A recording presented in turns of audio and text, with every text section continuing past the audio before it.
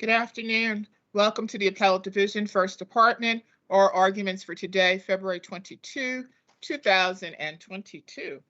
I will now call the calendar with the allotted times. Again, you are not to respond to this calendar call. People versus Jeremy Singleton is submitted. Rivera versus Columbia Hicks Association, 6 minutes for the appellant. VCB Children, we have 4 minutes, 4 and 3 on the first one. That's for respondents. On the second case, 4 and 4, again for respondents. 5 Star versus AJ Pegno, 7 and 3 and 7. Bagley versus 122 East 180th Street. We have Con Ed is submitting. Otherwise, we have 5, 5, 5 and 1. Valentine versus 2147 Second Avenue. I have 5 and 2 for the appellant. I have Sunshine not present, and otherwise we have 5, 5 and 5. People versus Wilbur Erlich, 5 and 1 for the appellant, 5 for the respondent. Benedetto versus Hyatt Corporation. We have 2 cases. By the way, Justice Moulton is recused on both. They will be called together. So on that one, it's 5 and 2.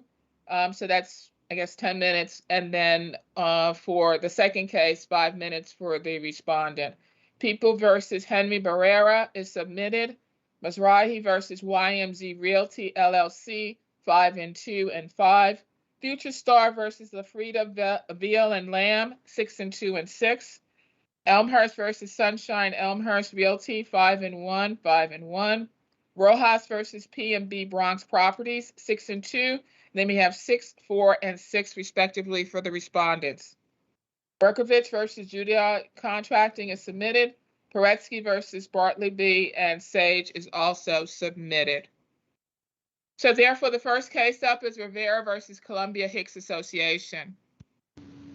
As stated, the respondent is submitted. So appellant, you were initially given 6 minutes. So since the respondent is submitting, I'll give you 4 minutes. Thank you, Your Honor. Can you hear me? Yes. Okay. This is a claim for indemnification arising out of a personal injury action that was settled. Prior to the settlement, there was a motion made, summary judgment for indemnity by the respondent. And the judge determined that the indemnification clause was valid, which we did not dispute. The respondent requested that the judgment of indemnity be conditional since no damages had yet been sustained. As a result of that, we didn't appeal the lower judgment, and we moved on. The appellants then moved for summary judgment, and the lower court decision, which we're appealing, said that we were collaterally estopped from arguing damages, when in fact the decision upon which that decision was based did not adjudicate damages at all, based upon the request of the respondent's attorney not to adjudicate damages. Counsel, you're relying on the statement in the 2016 decision, correct, that it was damages that it paid, i.e. Hicks, not its insurer? Yes. What we're saying there is that decision, which was on a motion to vacate the note of issue, which was denied. Well, but obviously in 2016, you knew that Hicks was insured, though, right? In 2016, we knew Hicks was insured. So did you think Hicks insurer would say you pay to its client, to its excuse me? No, that is the point. The point is that the respondent had requested that the issue of damages be held off and adjudicated at a later date, and that's why we held off and adjudicated at a later date. The fact of the matter in this case is that Hicks, the respondent, has sustained no actual damages whatsoever. But more importantly, if we get to the real key to the case, and this is all admitted, it's admitted that the clause was valid. It's admitted that the respondent requested a damage adjudicated to be put into the future. And it's admitted that the real party in interest here is the insurance company of Hicks. The insurance company of Hicks is attempting, in this case, to recoup its loss. Now, that's not unusual. Often insurance companies will do that after they make a payout. But insurance companies are limited to the remedy of equitable subrogation. They have to be able to prove that the target or the indemnitor was negligent. Very often that's the case. The general contractor or a subcontractor in a case very often is negligent, and so therefore the insurance company can recoup. But in this case, the appellants were not negligent, and if the insurance company were to sue my clients directly, that claim of equitable subrogation would fail because my client was not negligent. And there is no claim in this case by the insurance company. There's no pleadings, there's no claim, there's nothing with respect to trying to recover what they paid out. All that's happened in this case is that the respondent has admitted it's sustained no actual loss, and what it's trying to do is to recoup the payment that its carrier made. If they try to recoup the payment that the carrier makes, they're putting themselves in the shoes of the carrier, and the carrier would have to prove that my client is negligent. And there is case law to this effect, not cited in any of the respondents' paper. If you take a look at the McCabe, DePerna, and Luna trilogy, you'll see that whenever you have indemnitors, one being an insurance company, one being a contract indemnitor, under DePerna, each one is entitled to a set-off for what the other one paid. In this case, the entire loss was paid by that insurance company. But counsel, is there anything within the indemnification clause which actually requires that there be some type of finding of liability? In the indemnification clause itself? Yeah. No, language because of the indemnification clause conditions. Correct, it does not, because the indemnification clause is only as between my clients and the respondent. And in a contractual indemnity claim, negligence is not a defense. But when the insurance company wants to recoup, whether it does so directly or through, in this case, the respondent, a recoupment can only be pursued pursuant to the doctrine of equitable subrogation. And the doctrine of equitable subrogation does require a showing of negligence. And in this case, my client and the respondent were equally not at fault because the claim was against both for statutory liability under the labor law. So Thank you. Does anyone have any questions? No? Thank you very much, Counselor. Thank you. The next case is VCB Children. May it please the court, Raymond Rogers for the child Narnia. I'm supporting a reversal in this case, so I'm going to go first, and counsel for ACS supporting an affirmance will go second. Okay, so Mr. Rogers, I had a number of issues with your brief. I found your arguments to be appalling, and in some instances, I found them to just be unbelievable, for want of a better word. Are you suggesting that the child, the 15-year-old, should be returned because now they are able to handle any unwanted advances from Mr. B? You say in your brief, now the 15-year-old has demonstrated that she is fully capable of protecting herself from any unwanted advances. Where in the law would that be the threshold? Would that be the basis for returning a child? Well, Your Honor, it's one factor in this case. We're looking at a variety of factors as to whether she should continue in foster care where she's been for 2.5 years. So you're stating that because she's now 15 years of age, if in fact there are any advances, and also I take issue with the term unwanted. But anyhow, if there are any advances made towards this 15-year-old, you're stating that now she will be able to fight them off. She will be able to keep him from making these statements, or she'll know how to handle herself? What I'm saying is we need to look at the record as to what happened here, Your Honor. And the record that what happened here is that he did not complete the program that he was that he was instructed to complete. He was released from that program. Right. We need to look at what occurred here, Your Honor. There was one incident here and one incident only involving written exchanges between the two when Narnia was 13 years old. And the record shows that Narnia may well have misinterpreted that exchange. She, in fact, herself later said that she misunderstood the interpretation, what had happened. That exchange via text, the Mr. B, he deleted that exchange, right? And the court was aware of that when this fact finding was going on. No, the exchange is in the record at the 1028 hearing. Was it deleted at some point and then recovered, or no? I don't believe so. It reads verbatim. I thought that there was something stated in the record that he had deleted portions of the text message. Well, that's not clear. The whole message is in the record at the 1028 hearing, and it reads very much like that's exactly what happened. But I think it's important to note that that's the only thing that happened here. There was nothing further happen. There was no physical. Was that not sufficient? I mean, you're saying there was nothing further that happened. Was that not sufficient? I mean, the statements that were alleged to have been made by him are at the very least questionable. So why would that not be sufficient? And it goes back to my point that, again, he was instructed to take part in this program, which he failed to do. And he was subsequently he was released from the program because of this. So that's what this record is based on. Right. What we're looking at is all the facts that happened here, Your Honor. Nothing physical occurred. He never touched her. He never attempted to touch her. No sexual offense occurred here. Furthermore, there was no pattern of misconduct. He had been the stepfather in the home living with Narnia for 5 years. This was the only incident. I think the issue that maybe you're not grasping is the advance. Even though it was rebuffed, it was still made.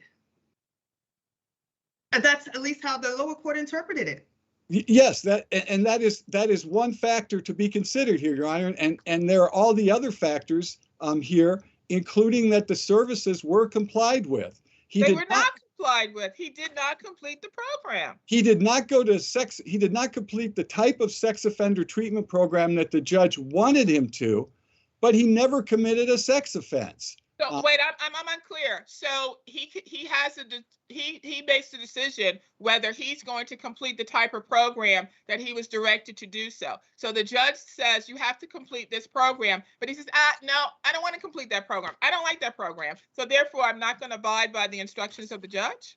Well, he was. Well, is that what you're stating? No, I'm stating that the judge ordered him to go to sex offender treatment, but he was not a sex offender. But once the judge ordered him to go to the sex offender treatment program, he either goes or he states, or he will not have any contact with the children. I mean, it's the order of the court. He may not like it, but that was the order of the court. Right, and I think what the court is focusing on here is the same thing the family court is focused on. This one factor and this one factor alone. The issue. If I may, this is Justice Kennedy. The bottom line here is that the father did consent to the neglect finding. Am I right about that? He entered, he agreed to the finding without making an admission.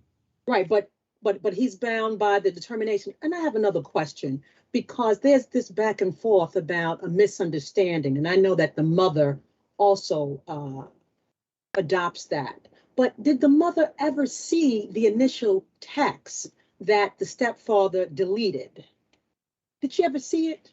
She saw the texts that were introduced into evidence here in the case, and she agrees that her daughter agrees. Narnia agrees that she misinterpreted that exchange between the two, and I think that what the court is focusing on today is that one factor. The issue before the court is what's in the best interest of the child. Yes, that is a factor.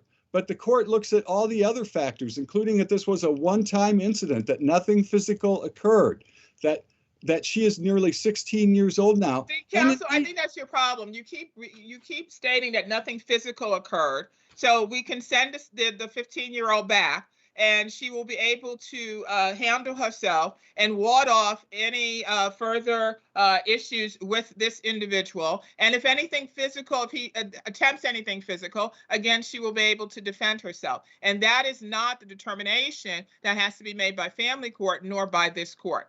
But anyhow, you're out of time. So who is going to be arguing next?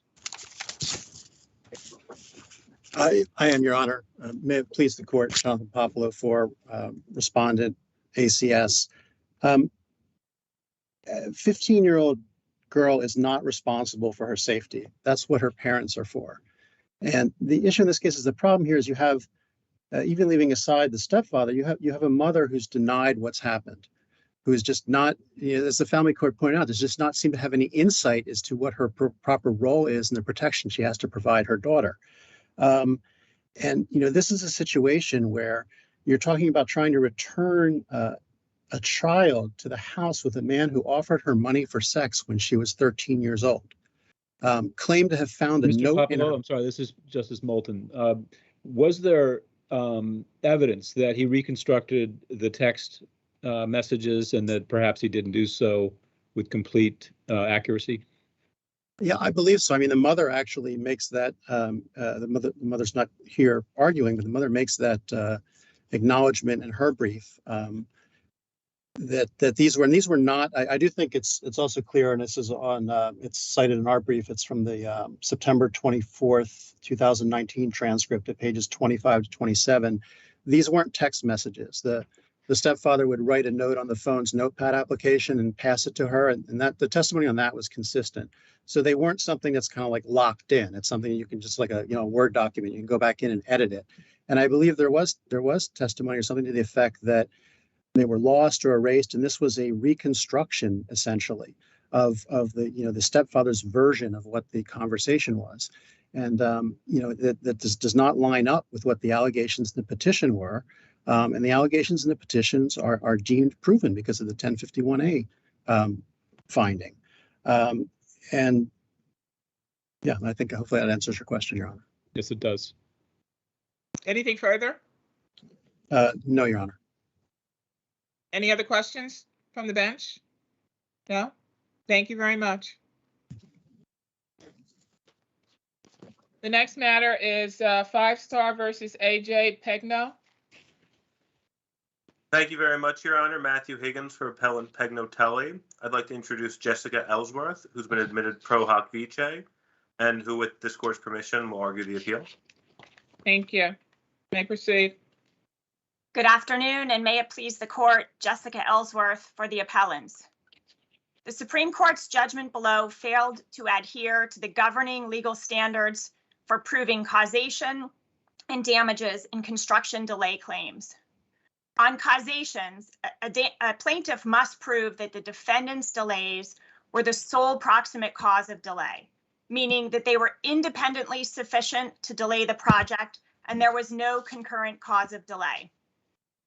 In Plato General Construction, a case we cited in our brief, the Appellate Division reversed a damages award where the court Ms. failed Ellsworth, to... I'm sorry to interrupt you, this is Justice Moulton, but once the court found that Mr. Byrne was not a credible expert, your expert, what was left in terms of the factual record concerning concurrent slowdowns and delays? And the next question obviously would be, couldn't the court find that the city's delays were not consequential? So, Your Honor, there was a significant amount left in the record. The credibility determination here was made without a proper understanding of the legal standard. And so I think what's important for the court to focus on is that the legal question was whether there was any concurrent delays. To give you just one example, at page A710, 5 Star's witness agreed that 2 of the change orders, quote, affected the critical path, and then agreed at A713 that they were, quote, concurrent delays. His view was that because a different delay had lasted longer, there were 3 concurrent delays, and he said because one had lasted longer, that was the, quote, driving cause of the delay. And that's the language that the trial court picked up on. but a driving causation standard is not the law in New York. It has never been the law in New York. The law is sole proximate cause, and that is for good reason. When there are concurrent delays, holding one of those parties liable it essentially awards a windfall to the plaintiff in a construction delay case. And that's why in the Plato general construction case, in the New York treatises that we cited, it is consistently the case in New York construction law that there has to be proof of sole proximate cause. And it's telling that 5-Star doesn't offer any alternative. It doesn't suggest that it could meet this standard. It really largely ignores this issue in its brief.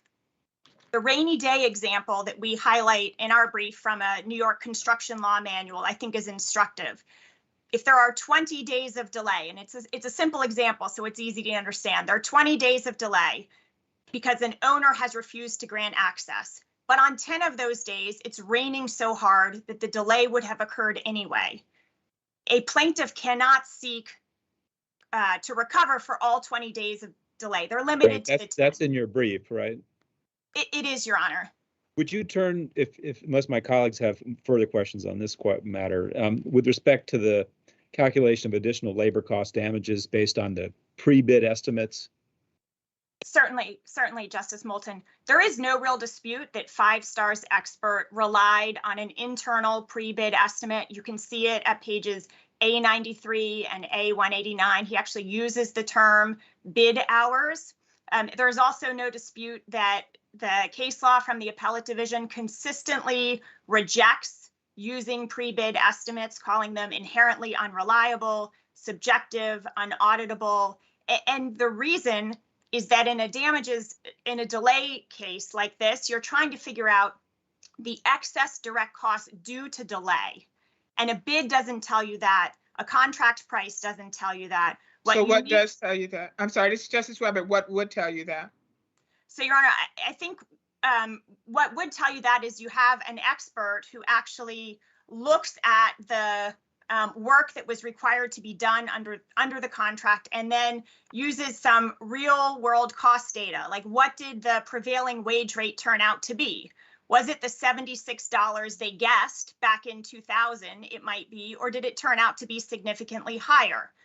Was there any sort of labor shortage that happened? Was the crew size right? Were items left out of the bid estimate itself? So, for example, in this case, there were 55,000 hours, roughly 25% of the hours of activity that were identified by our clients that weren't included in the bid estimate. And so bid estimates and this sort of pre-contract guess about how much work it might take to do a project have been consistently rejected by New York courts. And you can see that in the Novak case, the Nadger Industries case, the Peter Scalamadre case. The trial court never addressed any of this case law or any of this issue. So that issue comes to the court with really an undisputed fact that this bid estimate was used and a consistent line of cases holding that that's improper.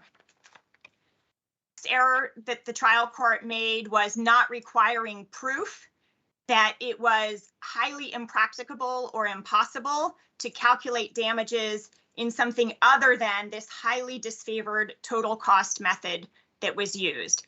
The only thing that's in the record is an entirely conclusory statement by an expert that's not based on any facts, coupled with actual evidence showing, you can see this at A726 to A727, 5-Star admitted that it had a software program called Timberline that could have coded particular activities to particular labor, and they didn't do so.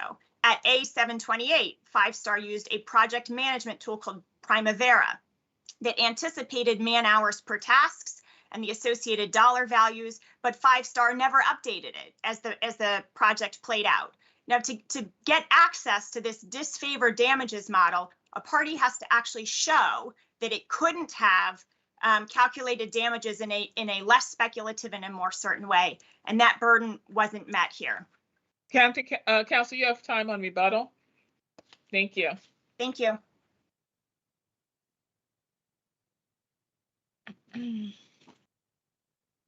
Yes, respondent? Justice Weber, can you hear me? Yes. Okay, this is Mark Canizio for the respondent, 5 Star Electric. Mr. Canizio, could you work backwards, please, and just deal with the issue in terms of the calculation, specifically in terms of the bid estimate? Sure. Sure, Thank Your Honor.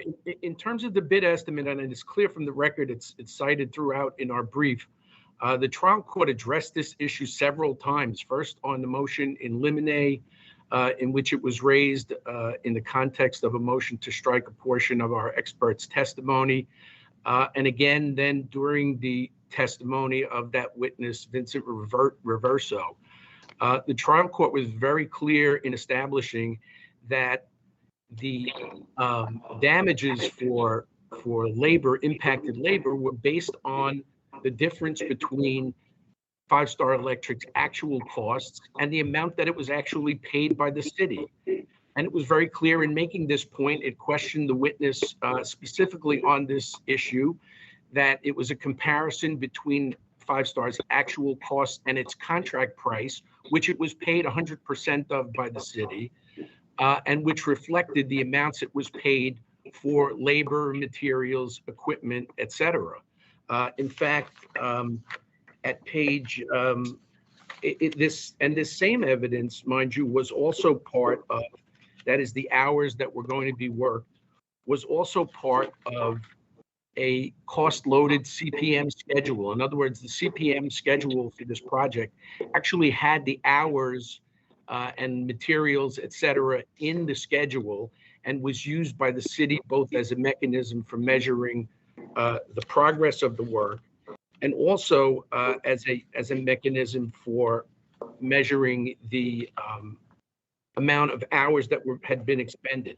The trial court actually said that 5 Star's damages were based on the difference between its actual costs and what it was paid by New York City DEP based on the labor hours included in its contract as reflected in the manpower loaded CPM that was used by New York City DEP as a basis for payment. And that language is quoted at page 36 of our brief, and it's also in respondent's appendix. So it was clear, and this was not an example of such as in cases like NAJAR, where a bid estimate is being used improperly to try and hype up a party's damages. NAJAR, for example, actually used the bid estimate to try and establish what its actual costs were. It said the reasonable value of an incinerator of this type would be X. That's what was rejected in NAJAR. And again, in other cases, what's rejected is using the bid estimate improperly to try and inflate one's damages. Whereas in this case, what the court clearly established was that the only thing that was being done was the labor hours was being used to establish what in fact 5 Star was paid for its labor costs. And the difference between what it was paid and its actual costs is a proper measure of damages. It's set forth in the Whitmire case and other cases as the manner in which damages are established. That is actual cost less the overhead and profit. So counsel, could you then, I'm sorry, so could you now move on to the main issue in terms of, thank you. So with respect to causation, again, the standard is set forth by the First Department case in Whitmire, and it's very simply that there's no new standard of liability that's established by the Second Department case in Plato. The Manchell case in the First Department has always been the standard for establishing damages in a construction case, delay damages, that is, and that is the plaintiff must establish that the other party delayed the project, that the delay resulted in an overall delay to the contract, and that the delay caused the plaintiff injury and damages. And clearly, 5 Star Electric satisfied all of those burdens. This was a construction of a sewage treatment plant, more than 80% of which was being constructed by Pegno Tully, the appellant in this case. The contract was supposed to be completed in 4.5 years. Instead, it took 9 years to complete the project. Well, it started late. I mean, it did start late, though. Well, it didn't start late. The appellant started the work late. The notice to proceed was issued in July of 2000. They didn't get approval for the disposal facility where the soil was going to be disposed of until May of 2001. They didn't complete the excavation until March of 2002. So here's a project that's supposed to be completed in 4.5 years, and it's taken 20 months just to dig the hole in which the construction is going to be put. I think Justice Moulton has a question. Sure. I lost that thread, but I'll ask a different question. Now, the Hempstead facility, which was not allowed to take the tainted soil from this particular project, was that a surprise to the parties, and are there other facilities that can take such soil within a reasonable distance of the project? Yeah, so Your Honor, thank you for that question. The contract actually contemplated that contaminated and hazardous soils would be removed. And there were specifications with pre-approved facilities that were pre-approved to accept the kinds of soil that were expected to be encountered, both hazardous and contaminated soils.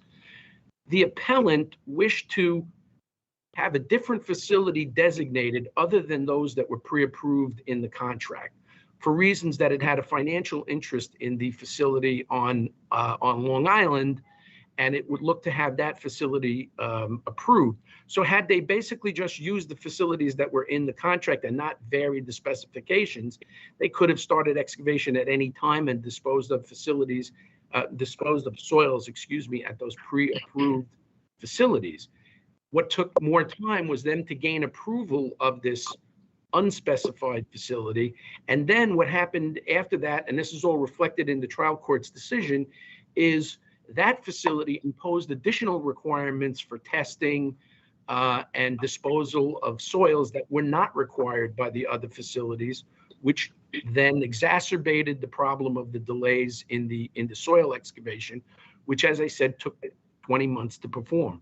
The only change orders that were referenced in the trial testimony, and you can see this in the trial testimony of the witnesses and the direct testimony affidavits, was a handful of change orders, a couple of change orders dealing with soils, some change orders to the foundations, which affected the centrifuge buildings and the digestive buildings. But what the evidence showed was that those changes were designed, negotiated, and ready to go before appellant even started to finish the excavation. So there's an instructive example in appellant's brief, which says, if a delivery of windows is delayed for 6 months or 6 weeks, but the structure hasn't been constructed, well, that delay doesn't have any impact on the project. And that's really the circumstances in this case. All of those change orders were shown not to have any impact on the construction. There's also an issue of a number of changes that are argued in appellant's moving brief at pages 17 through 20, which are based on these schedule updates that were prepared on their behalf. These documents were not part of they were never offered or admitted into evidence at the trial. We raised it in our opposition brief and frankly assumed that would be the end of it once we raised it in our opposition brief. But in appellant's reply brief, they doubled down on this argument and said, no, it was admitted through the supplemental affidavit of Donald Burhang, which is part of the record. That affidavit was not a direct testimony affidavit as were the other direct testimonies in this case. It was an affidavit submitted in connection with a motion in limine that was held before the trial. It simply discussed the admissibility of various documents which had been objected to based on hearsay objections and objections that they contained opinion evidence. That affidavit was never admitted into evidence as part of direct testimony, nor were any of the exhibits attached to it. Thank you, counsel. Your time is up. Thank you very much. Ms. Ellsworth, you have 3 minutes on rebuttal. Thank you. Very briefly on the bid, the use of a bid, the contract price does not tell you the excess cost due to delay. It is purely a revenue figure. In any event, the contract here did not allocate any amount to labor. It was a $44 million contract, and 5 Star says we intended a certain amount of it to be for labor, but that was entirely 5 Star's competitive bid calculation. Competitive bids can be underbid. In fact, there is every incentive in a competitive bidding contest to do so. On causation, we agree that this court should look at the Manshall case in addition to the Plato case I cited. This court specifically said that there must be overlapping and duplicative delay time periods eliminated in calculating damages. That was not done here. On the length of the delay, which I think Justice Moulton brought up, even under the wrong causation standard that their expert applied, 5-star attributed 24% of the critical path delay to the city. There is no recognition of that city fault in the judgment that was entered. And finally, on the soil facility, yes, it took a week longer than getting change orders 9 and 11 registered, but that's exactly why the concurrent delay standard matters so much. The only length of that time that could possibly be said to be solely the result of Pegno-Tully's conduct is that last week. Everything else is a matter of concurrent delay. Finally, you've heard 5-star argue again as though the negotiations about change orders are what matter, when in fact, the registration date is what matters. Every witness who testified in the case was very clear on that, including Burhang, in a quote we offer in our reply brief where he agreed twice, 100%, that Pegno-Tully was correct, that it was not required to do any work until a change order was actually registered, because until then it could be revised, it could be changed. There was any sort of number of things that could have happened with it. And the trial court failed to recognize that the registration date was the relevant one in assessing periods of concurrent delay. For all of these reasons, Your Honor, we ask that you reverse. Thank you very much. Thank you. The next matter for argument is Bagley versus 122 East 180th Street. As stated on the initial call, Con Ed is submitting. So we have Kaufman in the city. Whoever wants to go first. Is Plaintiff Bagley arguing, Your Honor? Yes, I'm Yes. speaking on behalf of Bagley. I don't know who wants to go first here. I mean, we are responding to a cross appeal from AP, and then we're also submitting a brief in support of our own appeal. So you can go. So Bagley can go first. Okay.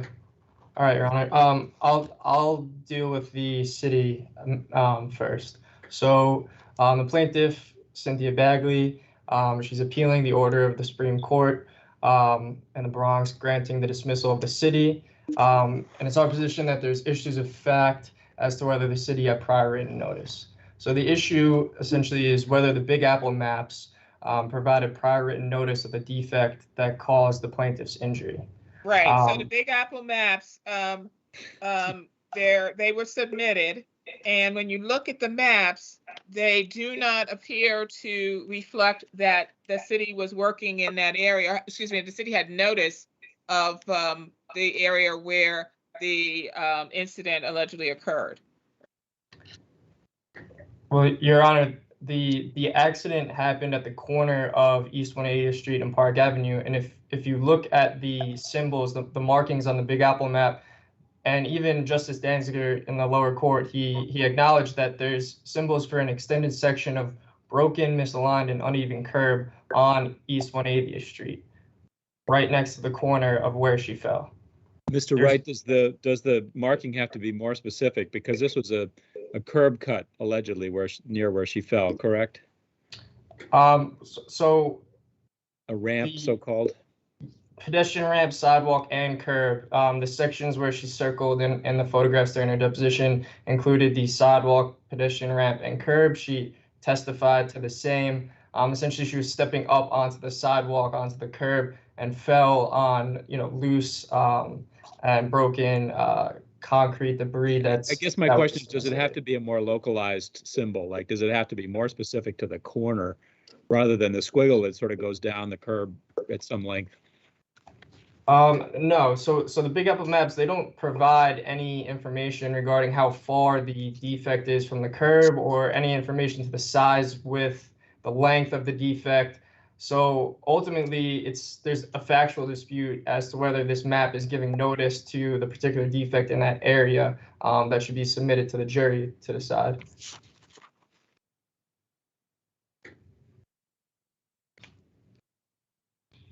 And then, go ahead, did you want to address Con Ed or? AP, I AP? guess I can move on to AP. Okay. So in regards to AP, it's our position that they failed to submit any documentation which can confirm exactly where and when it performed work in the area. AP incorrectly limited the location of the accident to just the pedestrian ramp when the plaintiff clearly circled an area which included the sidewalk, the curb, and the pedestrian ramps. And even if AP didn't perform work on the sidewalk flags where the plaintiff tripped, AP was still obligated to prove that it didn't cause the defective conditions and the surrounding sidewalk flags during the course of the work, that it's undisputed that they performed work at the time of plaintiff's accident in this immediate vicinity. There's absolutely no documentation to substantiate exactly where they performed the work. The DOT diagrams are open to interpretation as well, since AP didn't retain an expert to interpret the diagrams. The president, owner, and foreman of AP, which is Mr. Ortiz, he testified that he had no independent recollection of which sidewalk flags were damaged. He also testified that he performed work on Bronx Park Avenue side prior to plaintiff's accident.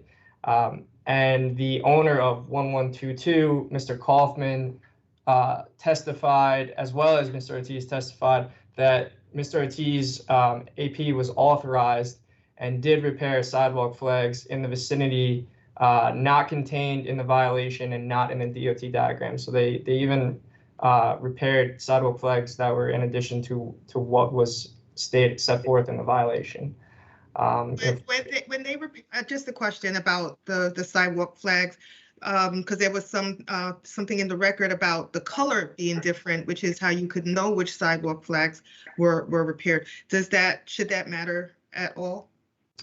No. So whether or not they repaired the light sidewalk flags, I believe is what they referred, the sidewalk flags that they repaired. They said that the light sidewalk flags were the ones that they repaired.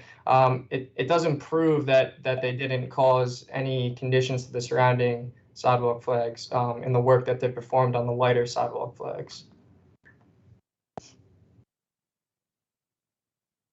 So any further questions? No, you have time on rebuttal, Mr. Wright. Okay, thank you. So AP is next, or the city, whoever wants to go next. On behalf of the city, I'll go next. Thank you. Good afternoon, Your Honors. Julie Steiner, the attorney for the city. Supreme Court correctly granted the city summary judgment for two independent reasons.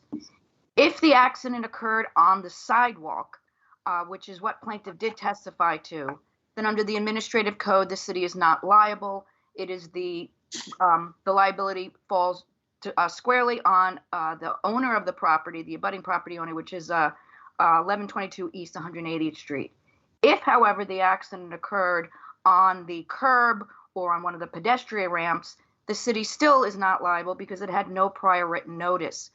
The city satisfied its burden of demonstrating no prior written notice by submitting 2 years worth of searches that it conducted for two different areas near the accident, and found that the city performed no work in that area. Counsel, this is Yes. Justice Kennedy, and I was under the impression that the plaintiff testified that she fell on, I believe it was broken and loose concrete, the sidewalk and the curb, and that it was 2 feet wide and it was extended. And isn't there a marking on the Big Apple map that also has a symbol for extended section of broken, uneven curb? So the on the map itself, which is at page 1796 of the record, the extended curb defect that Your Honor is referencing is completely in front of or along East 180th Street. So as this court and the Court of Appeals has repeatedly said, the city needs prior written notice of the specific defect. The specific defect in this case would be a localized defect at the corner, on the curb, but more specifically at the corner. what we have, and there is a delineation for that, which is a solid X here, a solid X. What we have here are two X's with a line in between, which is along 180th Street, which is, and this court and the Court of Appeals has said nearby or close to or sort of maybe is not prior written notice. So we need to have prior written notice of that specific defect, which is at the corner or a localized defect, and the map does not show that.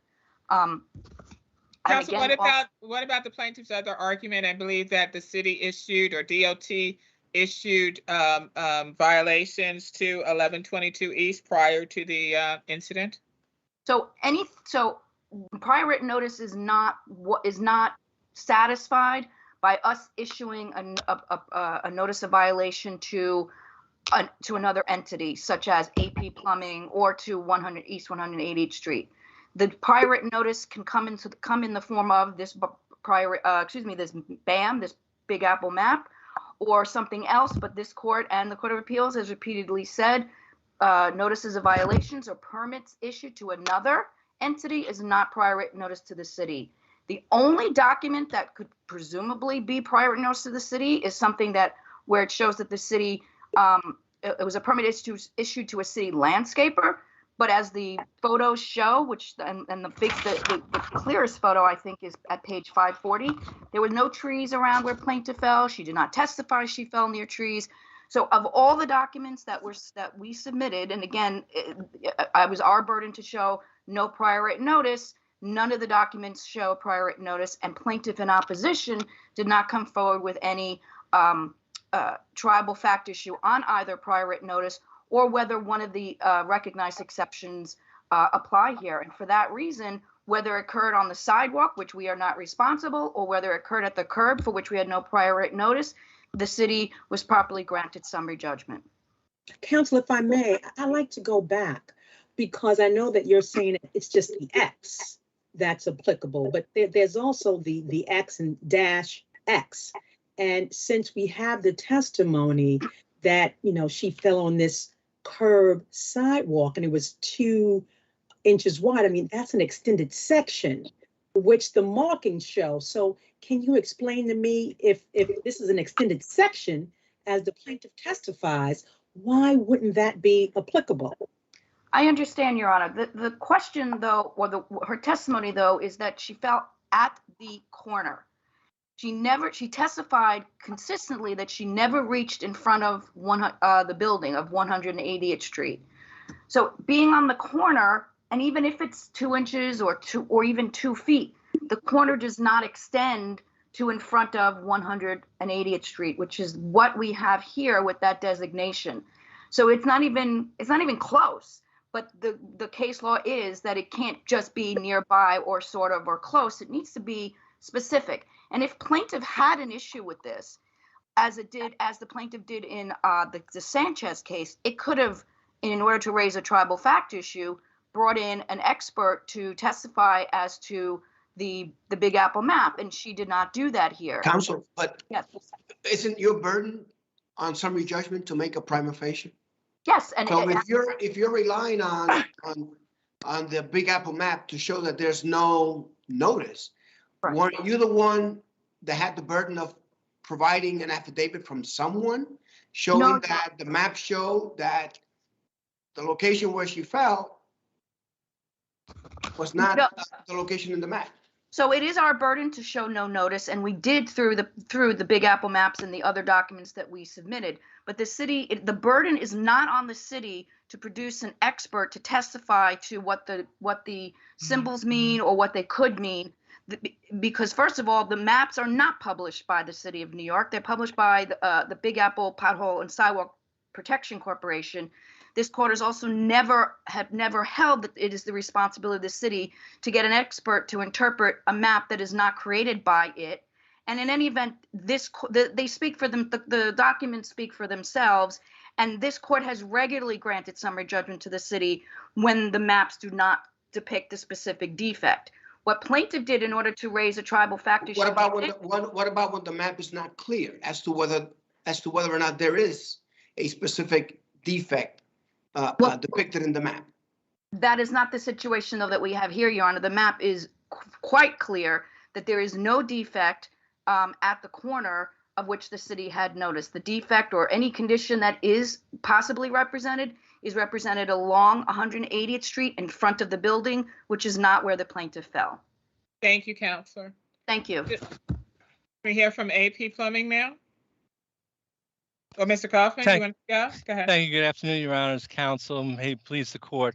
I'd like to address what, let's start out with first, on supported summary judgment, what everybody is agreeing to. First off, if we take a look at page 1915, it's the photo produced by the plaintiff. That photo was taken a couple of weeks after her accident on December 12th. That photo shows my client actually doing construction on the adjacent flags to the 181st Street. All right.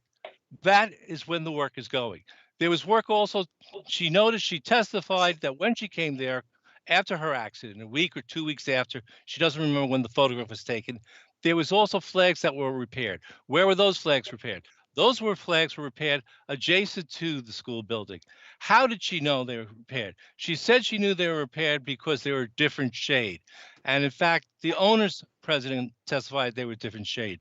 Mr. Ortiz, who was the one in charge of doing this, knew and was able to identify which were the flags. But counsel, were there any documents submitted to support where the work was done and what work was done other than these photographs and the testimony? Anything else? Yeah.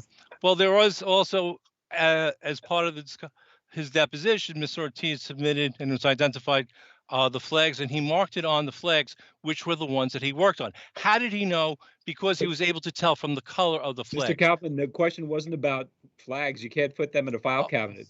What records were there? None, right? Mr. Ortiz said he regularly destroyed the records.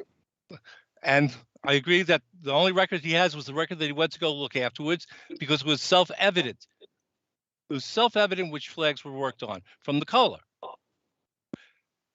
The plaintiff herself acknowledged the fact of which flags were worked on. She said, I recognize that there was work and there were repaired flags. And how did she know? Because they were a different color. The flags themselves, if there was work done on flags, first of all, he couldn't work on the ramp because working on the ramp would be a violation of the code and the permit. That needs a special permit. He couldn't work on where the flagpole is. And remember, the plaintiff said she fell right to the left of the flagpole.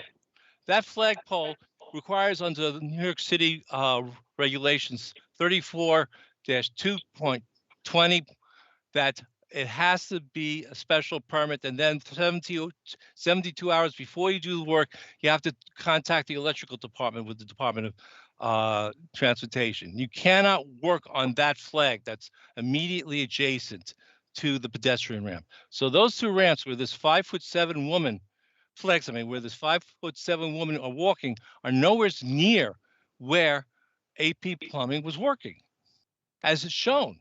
And she said what she saw was little pebbles. She said in her testimony, little pebbles. Little pebbles are not the result of construction work on demolishing and taking out. Remember, the city rules require that you have to remove the entire flag.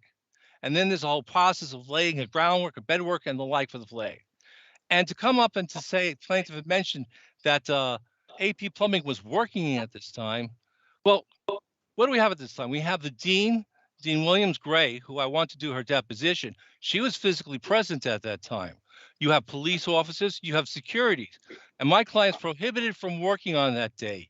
Had my client been working on that day, first off and finally, there would have been a notice of violation of the administrative code, working outside permit hours. He's only allowed to work on Saturday and Sunday, can't work on the school days. So he's not working at that time, so he wouldn't be putting up barriers and cones. But counsel, the problem is that because you have no records or because your client didn't keep any records as to when the work was done, when he was working and when he was not working, well, it's insufficient. There's nothing in the record other than him saying, well, it would have been a violation. That doesn't, that's not sufficient. But what the question is, what would he have been doing? He would have been doing then replacing the flags. But we don't know because we don't have any records, because he testified that the records were destroyed after payment. He admitted Well, he admitted that his record keeping was shoddy, right? There wasn't a good record keeper. He did have both the draft of the contract as well as the signed contract for the work that he had performed and was to perform. And he identified the flags that he was to work on were the flags that were identified by the notice of violation, which had the numbers 1 and 3 on it. Those were the specific ones. And if you take a look here at the record. But the question remains whether that would be sufficient to defeat a motion for summary judgment, right? No, I don't think it goes that way. I don't go, paper is, I mean, this is rock, scissors, paper on it. What you have here is the sidewalk, that you can see on the sidewalk what he worked on, what he did not work on, because of different color of the cement. It goes down to that. And that leads us also to the discovery that was needed.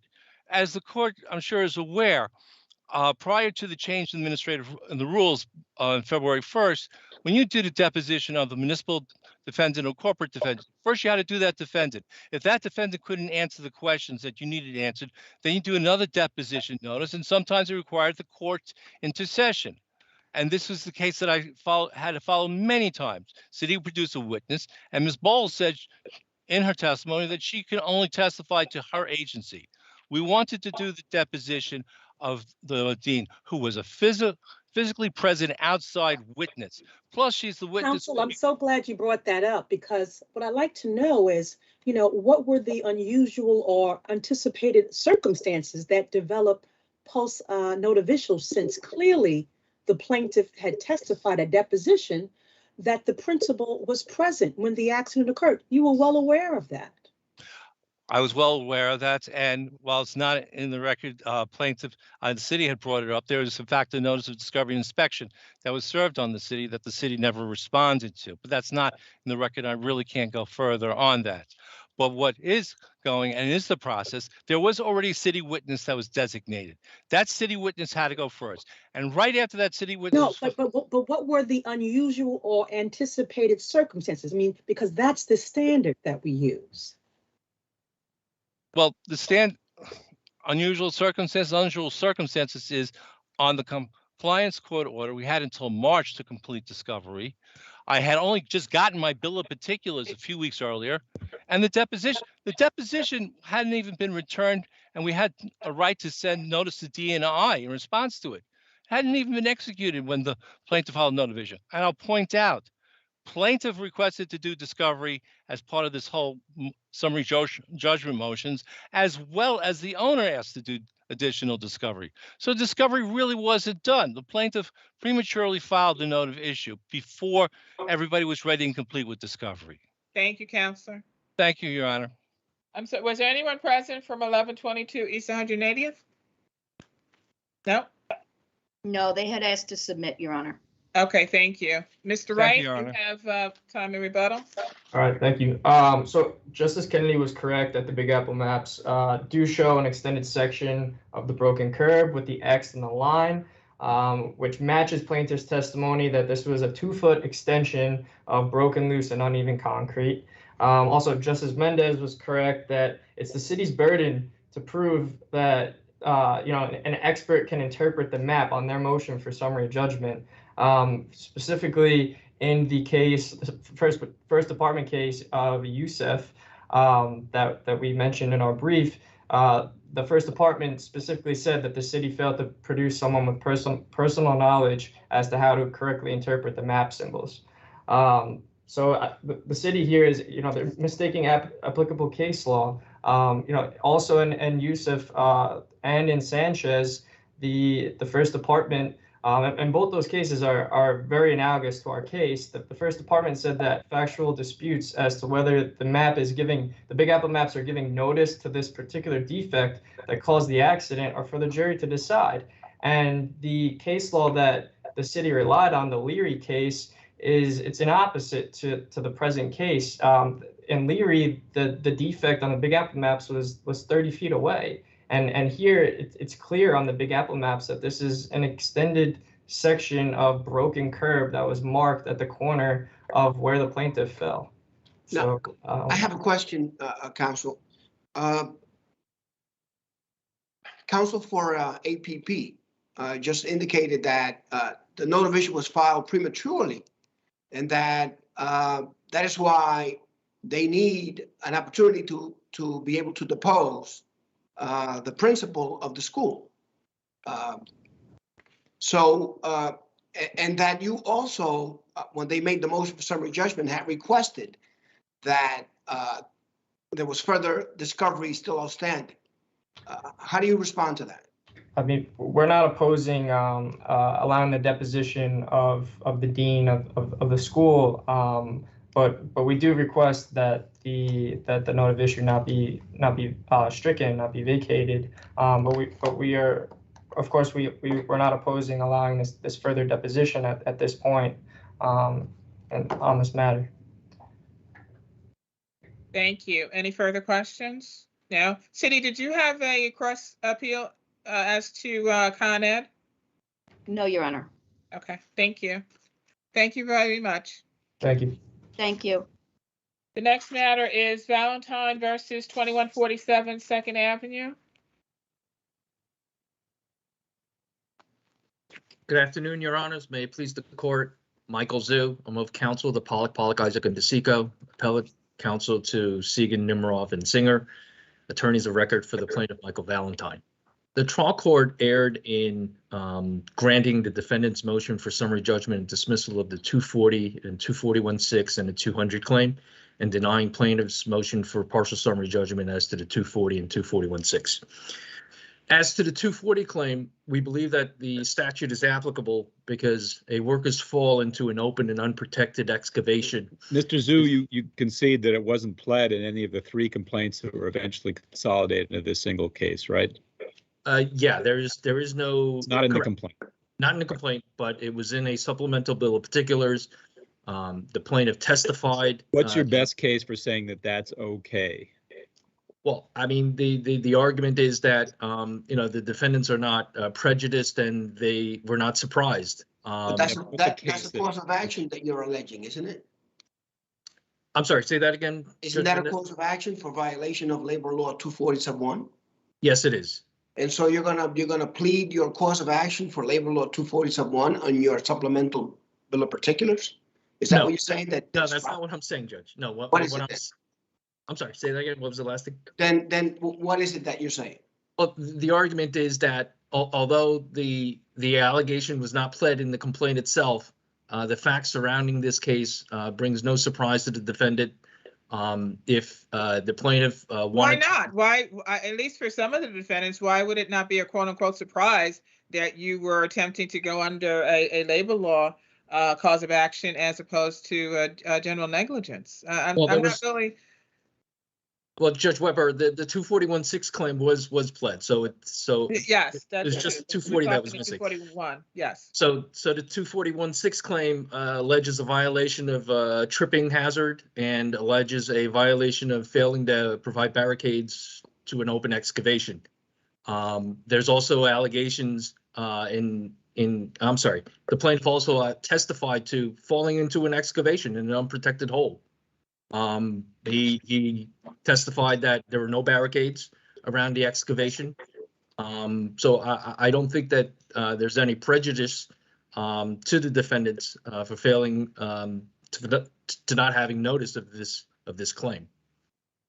Substantively.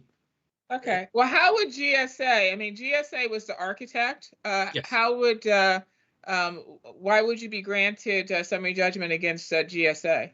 Well, GSA is the architect. At page 685 of the record, relates to the AIA contract between GSA and the owner. And the owner, Mr. Marengo, testified that he actually handwrote a clause, an addition to this contract, specifically providing for GSA to supervise and control the construction work. And it reads, the architect will provide supervision of construction with regular site visits. Based on this contractual obligation by GSA, there's no dispute that they're a proper labor law defendant because they have a contractual authority to supervise and control the work. And the fact that they didn't actually perform any of the construction work is irrelevant. Well, that's my question, because they're supervising the plans and the plans that making sure that things are being constructed according to the plans, but they're not actually doing the work. So it's not really enough, is it, to say that they supervise, because that's kind of a mischaracterization. Well, And Judge that's Pitt, Judge Pitt, the contract itself says that they're going to supervise the construction, not the plans, not to make sure that the work was going according to the plans. But I thought Mr. Silver, who was from GSA, I thought he specifically testified that GSA had no obligation to address the safety issues or ensure that the work was done safely. But that was refuted by Mr. Valentine's testimony, where he has logbooks that were submitted as exhibits to the motion, that he called and spoke to Becky from Mr. Silver's office, spoke about safety issues with respect to garbage and debris on the floor, with respect to shoring and bracing the excavation, with respect to guardrails. Mr. Silver also has another interest, though, right? Not just in GSA, but also as the owner. Mr. Marengo, yes, yeah, he's a member of both corporations. Wait. She said Justice Pitt said Mr. Silver. Oh, I'm sorry. Isn't he 10% owner also of the? Yes. Okay. Yes, Mr. Silver is affiliated with both 2147 Second Avenue and also with GSA. So my point is, if they're calling the office and he's responding in his capacity as the owner, or? Well, he called Becky. Becky is an assistant in the architect firm. So the notes in Mr. Valentine's logbook specifically references speaking with Becky, who's an assistant in Mr. Silver's architectural firm. Yeah, but counsel, my colleague brings up an important point, because since Mr. Silver has an ownership interest in Second Avenue, what, if any, evidence did you present, that these conversations were related to the quote unquote, as you say, construction responsibilities and not dealing with the ownership? Well, because there's no evidence that Becky worked for the owner. I see. All right. So if his notes indicate that he spoke with Becky, and he testified to this, independent of his notes, that if he spoke to Becky from Mr. Silver's office relating to these site safety issues, then at the very least, an issue of fact exists as to whether GSA had supervision and control over the work site. Yeah. Well, how do you address the fact that Marengo, and I believe he was an owner of Second Avenue, because he also testified that GSA had no construction supervisory responsibilities or authority? That's refuted directly by his handwritten clause at page 685, where he says 1.14. I handwrote that in to make sure that the architect had supervision and control over the construction work. What about certain clauses in the contract?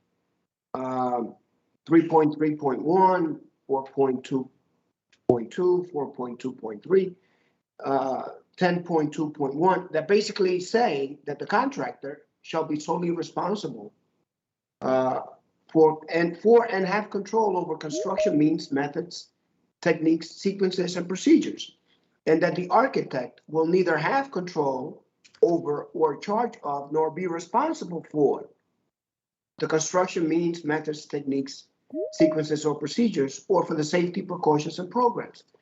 So how do we reconcile those clauses in the contract? Very easily, Judge Mendez, and it proves my point. There are issues of fact, because that's all refuted by 1.14 and Marengo's own testimony that he specifically included it in there to make sure that the architect had supervision and control over the construction work. So I want to be clear now. The contract is between GSA and 2147 Second Avenue. Is that correct? Yes, it is.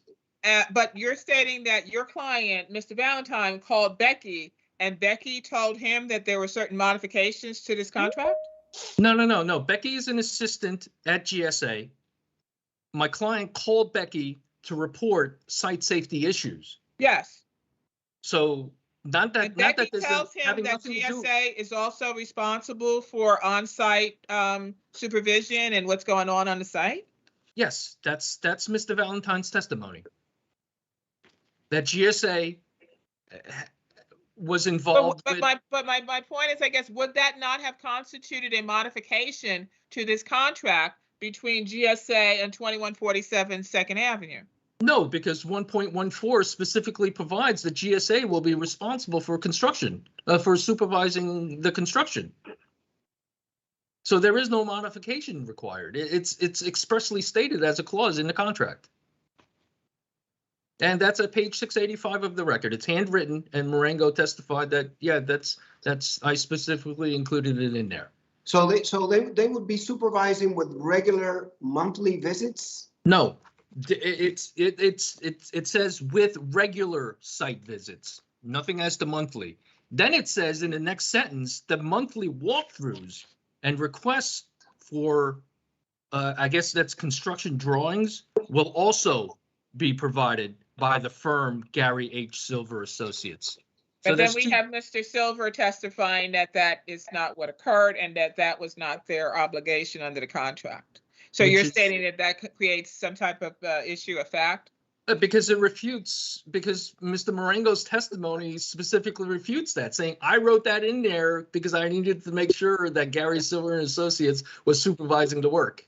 So then we would be sort of like interpreting the contract. That is a written agreement between the parties that is fairly clear as to what each side's responsibilities is. And now, based on the testimony of your client, you're saying that we have to read in other things into the contract? No, you don't need to read anything into the contract. 1.14 says Gary Silver and Associates is responsible for supervising and controlling the construction work. Now, if there are other clauses within the contract that refutes that, then that's an issue of fact that shouldn't be resolved on a summary judgment motion. It looks like Merengue also testified that he did not direct control or inspect the work. Well, that's as the owner, and that's irrelevant. So under Gordon versus Eastern Railways, there's no requirement for an owner to supervise or control the work. As the owner itself, they're a responsible labor law defendant. Okay, you have time on rebuttal. I guess we'll hear from GSA. All right. May it please the court, my name is Nicholas Herzler and I represent GSA in this appeal. Your Honors, first I'd like to point out that as was brought up at the beginning, the plaintiff did not plead labor law 240. We have cases on that, Patera, the Kolb case, and the question was asked of counsel, are there any cases that would allow them to plead this in a supplemental bill of particulars? And there are no cases that allow that. So, we asked. He said you would not have been surprised, given the fact that he did plead the 240, the 241-6 claim, right? The argument was made that 241-6 was pled, but I mean, as a separate cause of action, there has to be case law precedent that would allow counsel to add a whole new cause of action to their claim, for the first time in a supplemental bill of particulars. That's not the right vehicle for that. You need leave of court. There's a reason why CPLR 3025B says you have to make a motion to amend a pleading. You can't just submit a supplemental bill of particulars and assert a whole new cause of action. It's just not how it works. And that's why this court ruled that in Patera and Kolb cases, among other cases that we cite in our brief. So, Mr. Herzler, can you address page 685 and say whether or not that creates an ambiguity in the contract's terms? Yes, thank you for that question, Your Honor. So that clause, now remember, they're the architects, so they're supposed to go to the site every once in a while to talk with the bank about certain issues. So just because it says, quote, at 685, GSA will, quote, provide the supervision of construction with regular site visits, and then it goes on to say monthly walkthroughs and requests for construction draws. So it's not ambiguous, because at most they're supposed to go there on a monthly basis or something like that. That doesn't mean supervision of the actual work, because that's at most general supervision and control, which we know from the case law, general supervision is not enough to raise an issue of fact on a labor law claim. So they're there, as the testimony indicated from both of the GSA witnesses, that they were there on occasion to talk with the bank, that kind of thing. Plaintiff's own testimony was that they were only that Silver was there only for 30 minutes each week. So I don't understand how is he supposed to be supervising the actual work that's being done only 30 minutes a week. You can't do it being there. What about the conversation with Becky? Talking to Becky, again, it's supervision, general supervision and control at most. And also, another important point here, plaintiff was the safety inspector, okay? So he was the one who was supposed to notice if anything was unsafe, and if it was unsafe, stop the work. And he did so on a few occasions when workers weren't wearing the right, footwear or goggles. Okay, so that's his job. He never recognized an unsafe condition and reported it to Becky because he never saw the garbage as being a hazardous condition in the first place. Because he, at most, was saying, hey, it's a mess, we got to clean this up, let's get rid of some of the garbage. But if he had thought it was really a danger, he would have stopped work like he had done on these other occasions. And so there's no notice of a particular hazard. At worst, there's a notice that we have to get rid of some of the garbage to somebody who's generally supervising and controlling. He was supposed to talk to the general contractor, but there was a language barrier. But that doesn't mean that the architect is suddenly responsible for supervising and controlling the actual work of getting rid of garbage. It has nothing to do with what an architect should do on a site. And the contract makes clear that they had the responsibilities of the parties was laid out very clearly, as Justice Mendez pointed out earlier, especially at 839 and 840 of the record, that there was no responsibility of GSA to do anything like that. It was supposed to be the general contractor. Of course, the general contractor is supposed to take care of things like garbage. It's not supposed to be the architect. So at most, plaintiff raises a question of fact as to general supervision and control, which is not enough. But the main point that we're trying to make here, really, in addition to what I've already said, is that the plaintiff was not a labor law plaintiff because he wasn't doing any labor law work. He wasn't doing any manual labor. He said at 215 and 216 of the record, not my concern to pick up the exact bag of garbage that he tripped over. It's not his job to do that. He won't do any manual labor. His employer was not hired to do any manual labor. He was only hired to inspect. He wasn't part of a crew that was doing any manual labor. So for purposes of labor law, he's not demolishing anything. He's not repairing anything. He's not altering any structures. That goes for labor law 240, which we shouldn't even consider because it wasn't even pled. But if we talk about 241.6, he wasn't constructing anything. He wasn't demolishing anything. He wasn't excavating anything. He was solely an inspector. The Court of Appeals has made very clear cases like Martinez, Nelson, and this court has held in the Peterman case, which are all cited in our brief, that somebody who's inspecting like this does not come in within the scope of the labor law. Well, then we have other cases where we have held that they would come under the labor law. A couple of cases where we have an inspector hired to monitor asbestos removal, independent contractor. So there are a couple of cases as to stating that he may be protected under the labor law. Here's why those cases are distinguishable, because in those cases, well, first of all, the plaintiff cited those for the first time in reply. I did look at them, but they only talk about like somebody who's part of a crew. If you're part of a crew, like an asbestos crew, where they are doing asbestos abatement work, which would come under the labor law, even if you're an inspector, but you're part of a group of other workers who are doing labor law work or manual labor, then it could come under the labor law. Or if your employer is hired to do actual labor law within the scope of the labor law work, even if you're just an inspector, as long as your employer is hired for that purpose, then that would be enough.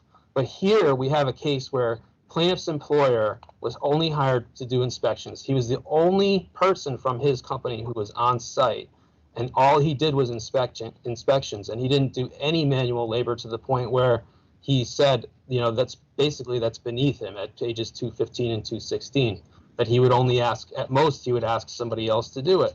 And the labor law is an extraordinary protection. That's what the Court of Appeals has said. It should only apply to certain people who are doing this type of work. It just doesn't get expanded to everyone who just happens to have a connection to the site. So that's really the main point that I wanted to make. We can talk about I'm happy to talk about the each industrial code provision if the court wants. Otherwise, I will rest on my brief. Any additional questions? No, thank you. I think we have, who do we have, Shan? Yeah, I'll just go very briefly. Your Honors, good afternoon. My portion of the appeal is only limited to opposing plaintiffs in regards to the 240 sub 1. And I will just reiterate that, yes, it was not pled, and it is prejudicial to the defendants because we were not aware of that claim when we deposed the plaintiff. It was pled afterwards. And it is a lot different than pleading the 241 claim, because in the 240 sub 1, comparative negligence of the plaintiff cannot be considered. And we didn't get to question the plaintiff, having noticed that they were making a claim under 240 sub 1.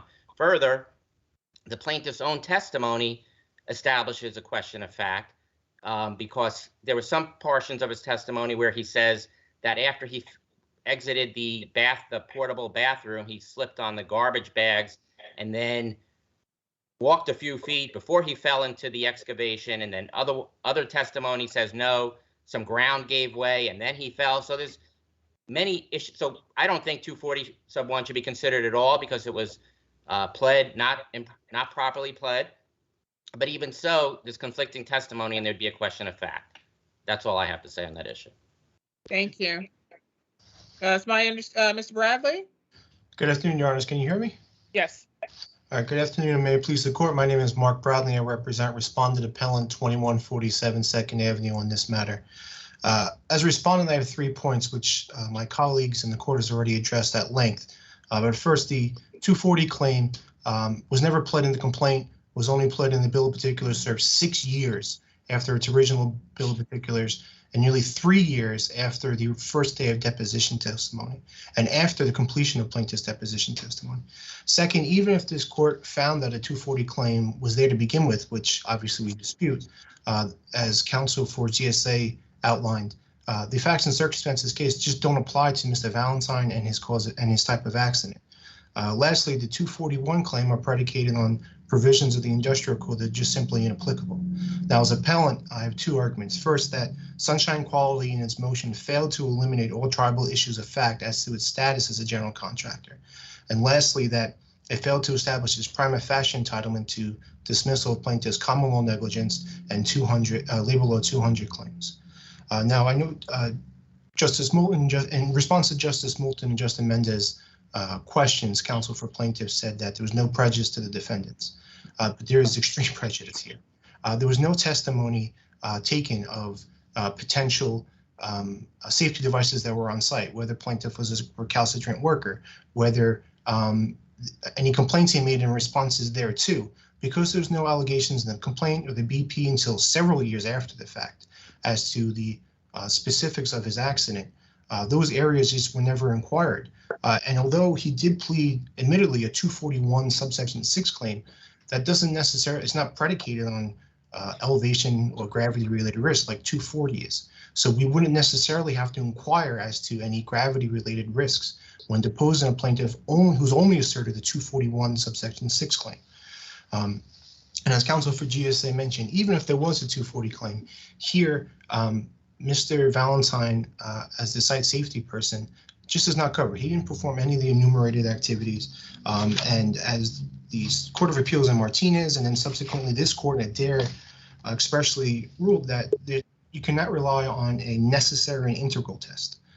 So that's the only possible way. And the Court of Appeals and subsequently this very court said, we can't use that test because it enlarges the statute improperly. And even if the court would analyze it under an inspector test in Pratt's v. Port Authority of New York and New Jersey, the Court of Appeals laid out a test to evaluate that. It said, when the plaintiff is neither a member of a team that undertook an enumerated activity under a construction project, nor was employed by a company engaged under a contract to carry out enumerated activity, liability can't lie under Labor Law 240. With regard to plaintiff's claim under 241, if the court wants to go into the specifics as to the various industrial code provisions, I'd be more than happy to. But briefly, 1.7D is just not applicable because he tripped, he didn't slip. 1.7E doesn't apply since this wasn't a passageway, it was an open courtyard area. Lastly, section 23-2.1 doesn't apply because these were garbage bags, not stored building materials like concrete bags, bricks, things like that, shingles for a roof, etc. Now, with regards to our appeal, to me, it's very clear that there's a distinct issue of fact as to whether or not Sunshine Quality established its entitlement to summary judgment, that it was not the general contractor on the date of the accident. Critically, it submitted a sworn mechanics lien, sworn to under oath, that the first day it performed work on this project was June 22nd, 2008, a month and a half before the plaintiff's accident. Additionally, besides that sworn affidavit, which directly contradicts its president's testimony, it entered into a contract. It was effective June 22nd, 2008. It had permits secured in its name before the date of the accident. It met the plaintiff before the date of the accident. It met with the architect before the date of the accident to go over plans.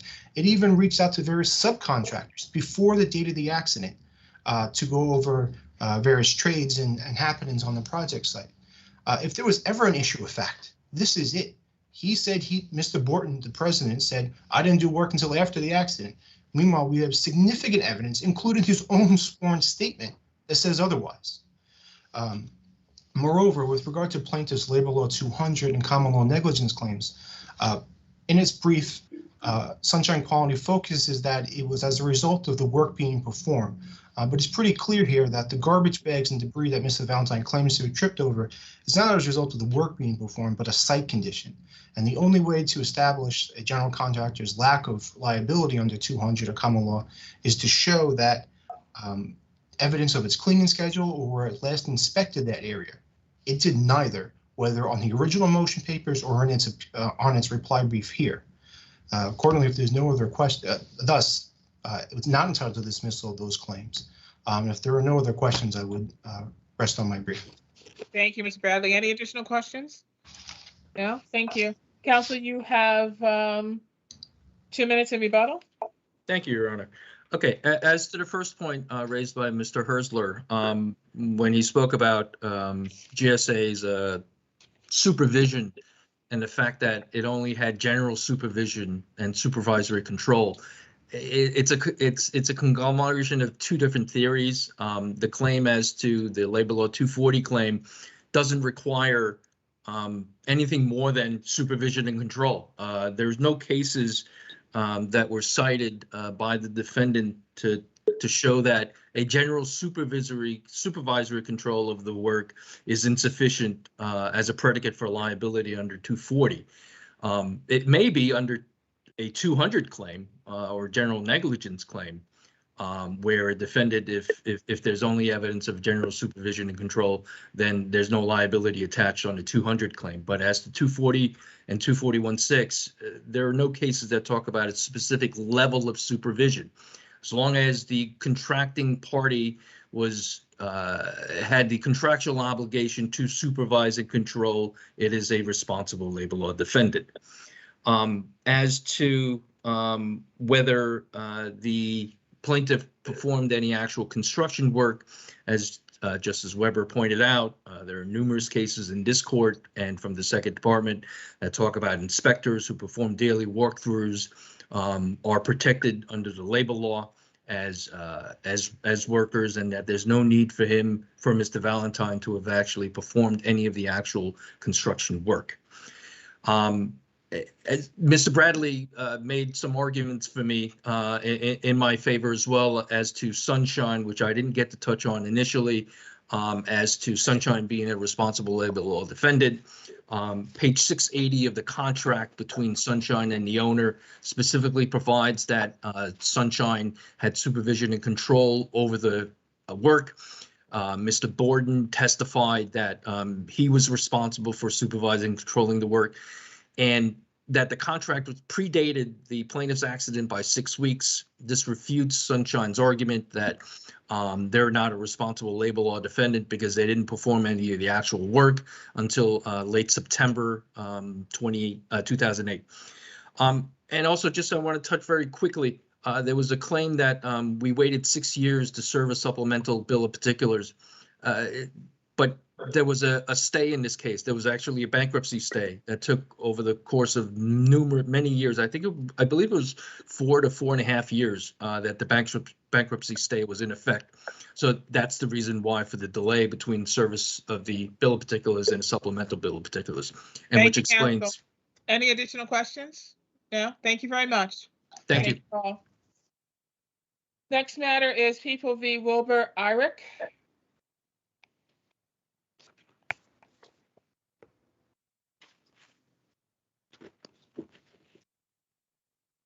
Whenever you're ready. Do we have, I only see one attorney. Hello, I'm here as well. Oh, there you go. Okay. So, Mr. Palmer, whenever you're ready. Good afternoon. My name is John Palmer, appearing on behalf of Wilbur Irick. I would like to address two issues this afternoon, Your Honors. First, the violation of Mr. Irick's right to be present at the suppression hearing, and second, Mr. Irick's 18-year sentence. As to the presence issue, a court may only remove a disruptive defendant when the court has warned him that he will be removed if he continues such conduct and he persists. And nothing the court said to Mr. Irick at the hearing conveyed that he would be ejected from the courtroom if he continued to hold up the proceeding. And the court had ample opportunity to properly warn Mr. Irick of his conduct's consequences here, as his conduct created no emergency or involved no violence that would make a warning impractical. Further, the hearing had not started yet, so the court had time to give the proper warning and give Mr. Irick an opportunity to compose himself or suffer the consequences. Counsel, at some point during the exchange, the defendant himself referred to the Parker rule. Does that not indicate that there might have been some notification given to him? Yes, Your Honor, Mr. Irick did refer himself to the Parker rule, but a warning, a knowledge of a warning regarding what would happen if you did not come to court did not mean that Mr. Irick knew that he could be ejected from the courtroom and put out of his proceeding based on what he did inside of the courtroom. And if the court believed that Mr. Irick was so disruptive that the hearing could not proceed with him in the courtroom, all the court had to do was warn him that he would be removed if he persisted. What about the court telling him that that even if he didn't want to proceed with the hearing, the case would proceed no matter what? That's insufficient? It is insufficient, as the court's warning that we proceed no matter what did not tell Mr. Irick that the court would have him removed from the courtroom to facilitate moving forward no matter what. In the court's failure to provide an explicit warning before removing Mr. Irick from the courtroom is fundamental error that requires reversal of Mr. Irick's convictions in a new trial. As to the sentence, Your Honors, Mr. Irick's 18-year sentence is excessive. Given the circumstances of the offense and Mr. Irick's age, the court should reduce the sentence in the interest of justice. The circumstances here, although serious, did not warrant an 18-year sentence. What was the maximum, counsel? The maximum was 25 years here, Your Honor. And in this case, he was sentenced to 18? He was sentenced to 18 years here. But what's important about the 18 years here, Your Honor, is that for Mr. Irick, who was 62 years old at sentencing, it is a de facto life sentence. It is likely that Mr. Irick will not make it to his maximum expiration date in 2033, when he will be 78 years old. And beyond the length of the sentence by itself, there's an added burden here, as prisons are particularly cruel environments for aging prisoners like Mr. Irick, as he has limited access to the health care that he needs as he ages and will continue to have more need for as he gets older.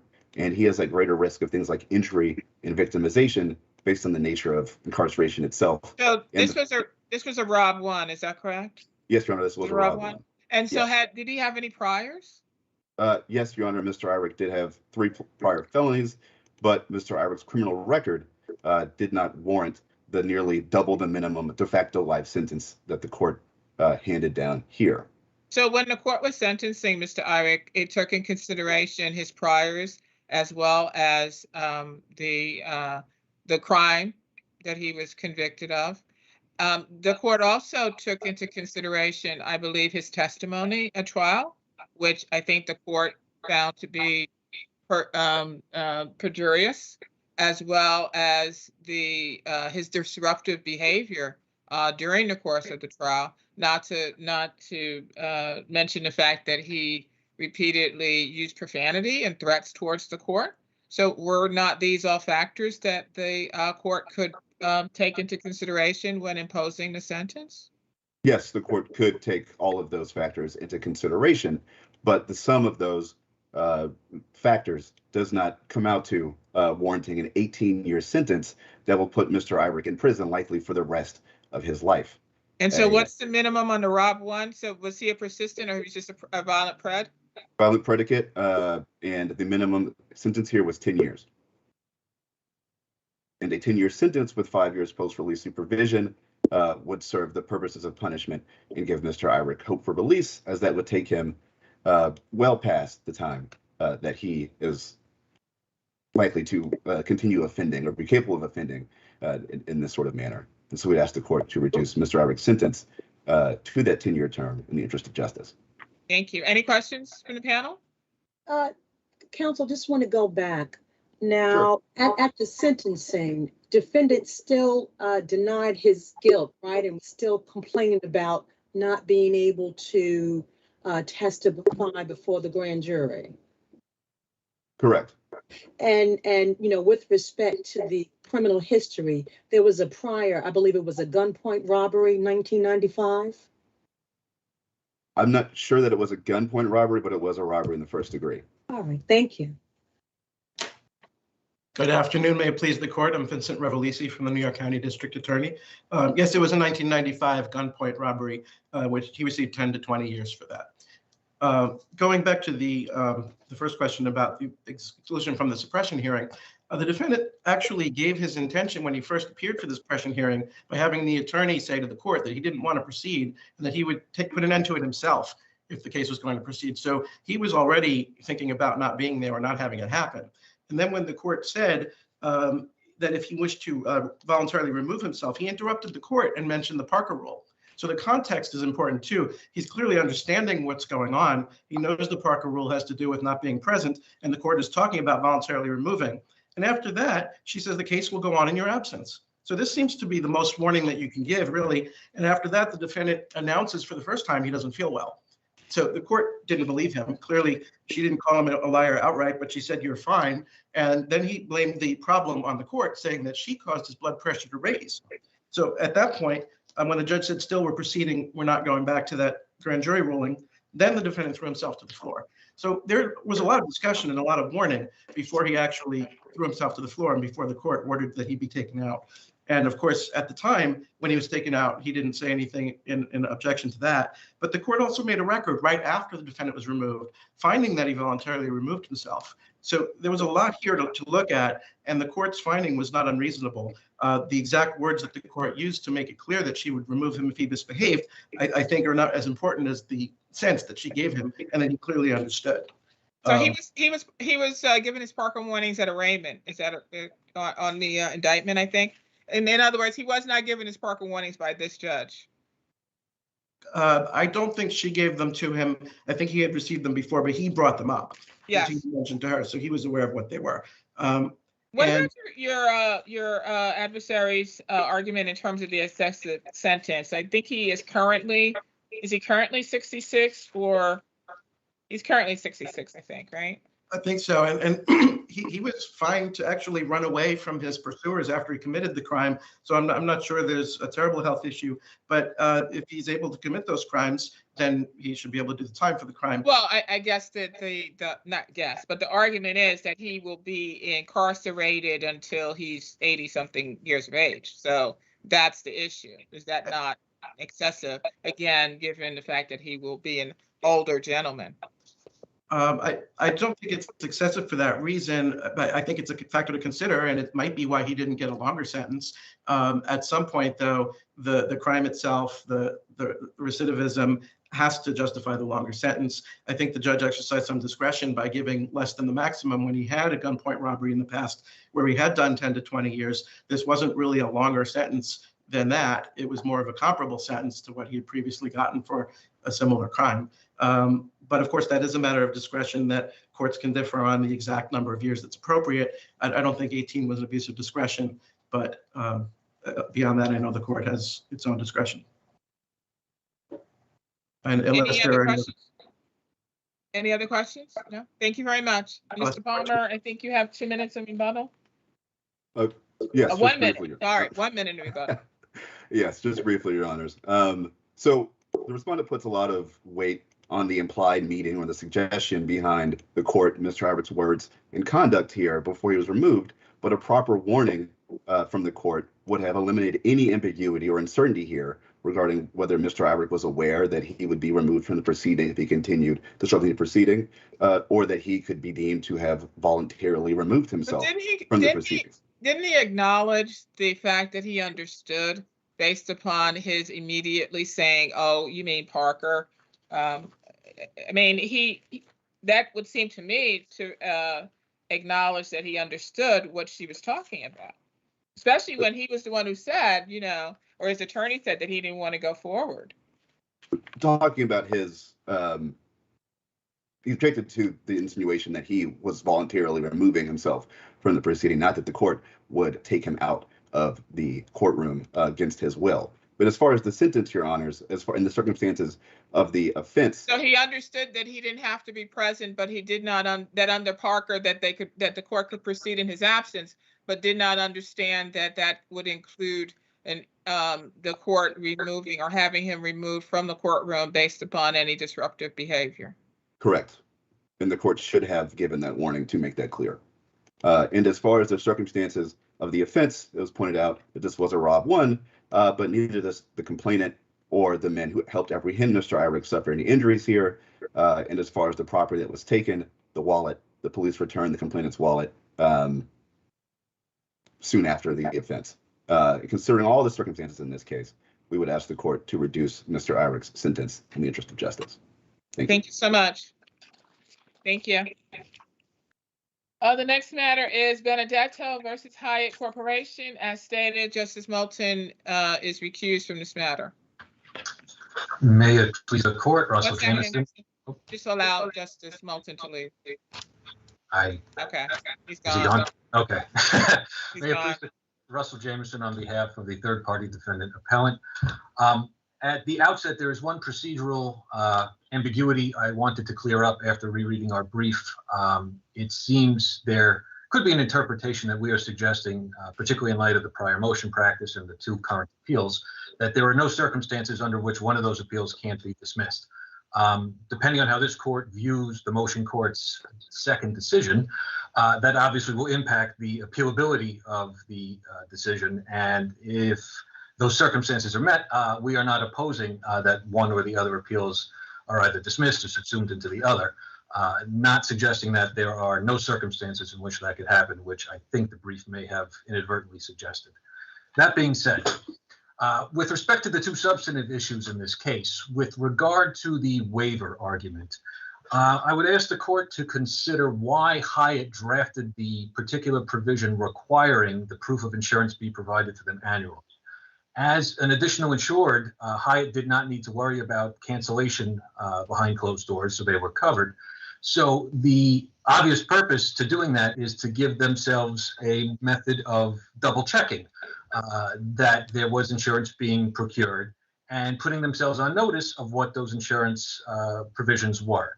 Thus, the fact that they spent multiple years basically ignoring the specific notice that they had asked for certainly weighs on the claim that they are at a minimum comparatively negligent, if not an outright waiver of the particular provision of the contract there. With respect to the documents themselves, there's no doubt that the motion court has discretion on what to consider and what not to consider as a general proposition. In this case, though, it is patently unfair that the motion court took a look at what appears to be just the first page of the excess policy and drew a number of incorrect conclusions about it, and then determined on that basis that they were not going to consider the policy and excluded it from consideration. Well, counsel, let me just ask a question. Inside that agreement, isn't there a reference, I think that it might be on page 273, of the record where it says the insurance shall be primary and not contributory with Hyatt's insurance, right? It specifically says that it doesn't matter if that Hyatt has insurance. The insurance that you're required, the Securitas is required to have, that's what needs to be in place. I don't think that that was in dispute. And in fact, the policies that Securitas procured include a provision that make them primary, particularly the excess policy that the motion court refused to consider. And if the court needs it, I'm sure I could find the specific page. It is, I believe, actually 1100 of the record of the umbrella policy itself.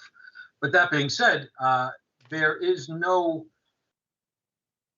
the documents themselves, there's such a multitude of them between the certificates of insurance, the declaration pages, and the two policies themselves.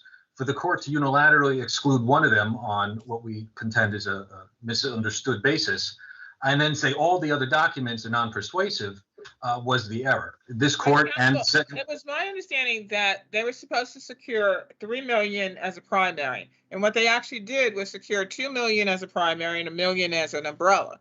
I don't believe that's correct, Your Honor. They were supposed to procure $3 million total coverage, and the contract with Hyatt did not specify the breakdown of how that was to be done, which also goes to Hyatt's argument of the quote-unquote impermissible deductible. That language isn't found in any of the contracts, and certainly the amounts that we're talking about here more than cover the required minimum insurance requirements, which is what the contract called for.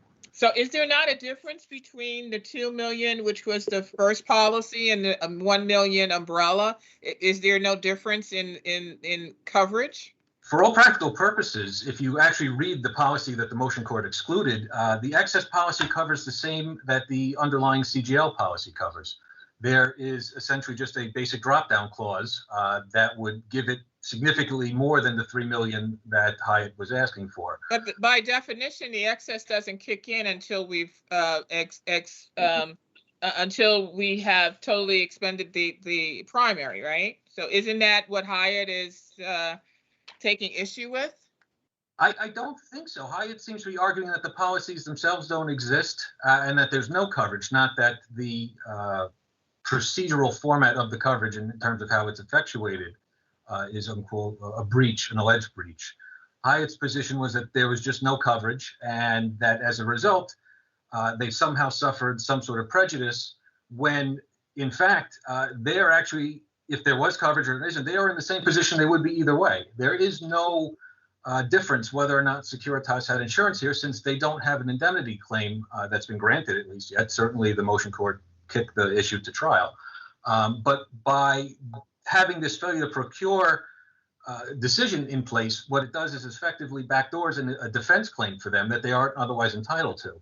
So the only prejudice that they could claim here is that, well, we're getting free money that we wouldn't otherwise be entitled to get. So there is no real harm in having the policy read in its entirety. There are obviously significant documents other than the policy documents themselves that the motion court just either misunderstood, or there's some claims about mislabeled policy numbers, which we address in our brief, and I don't think are particularly persuasive, that the single digit on the first page not matching the rest of the 56 pages is correct.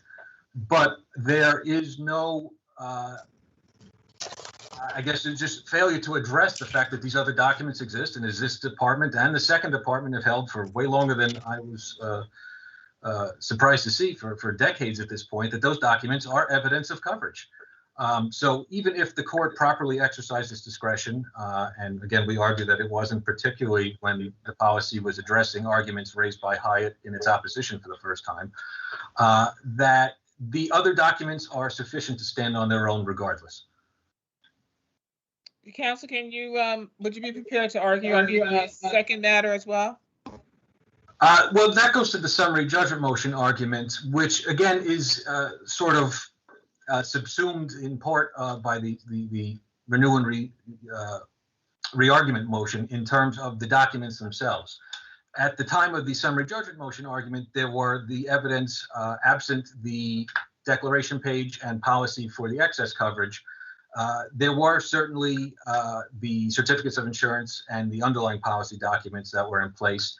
which do reference additional coverage. The certificate of insurance itself specifically references, including the quote unquote incorrect policy number of the excess policy. So there was enough before the motion court at that time, at a minimum, to say there's an issue of fact here and deny summary judgment. Of course, I would be remiss if I didn't say my client was entitled to summary judgment at that time. But at the bare minimum, there is an issue of fact as to what effect these documents had at the time, even at summary judgment. And what they do show is that there was coverage out there that was sufficient. Whether or not the full policy complied with the terms of the contract may be arguable, at least on summary judgment, but they were certainly out there. They were properly before the court, and it was just unclear as to the specific reason why the court elected not to review them and give them any weight. Any questions for anyone? No? Thank you. Yes. Good afternoon, Your Honors. Judy Shamatsu for Wilson Elser for the Hyatt defendants. I'm going to be looking forward to when we're back in the courtroom so that I don't have to see your sign behind you backwards. Is it backwards again? Yeah, it's always back. I told you that once before. I do it backwards. So, yeah, my apologies, Your back in the courtroom, it'll be great to see, not to have that backwards. I think like I'm in Russia or something. Yeah.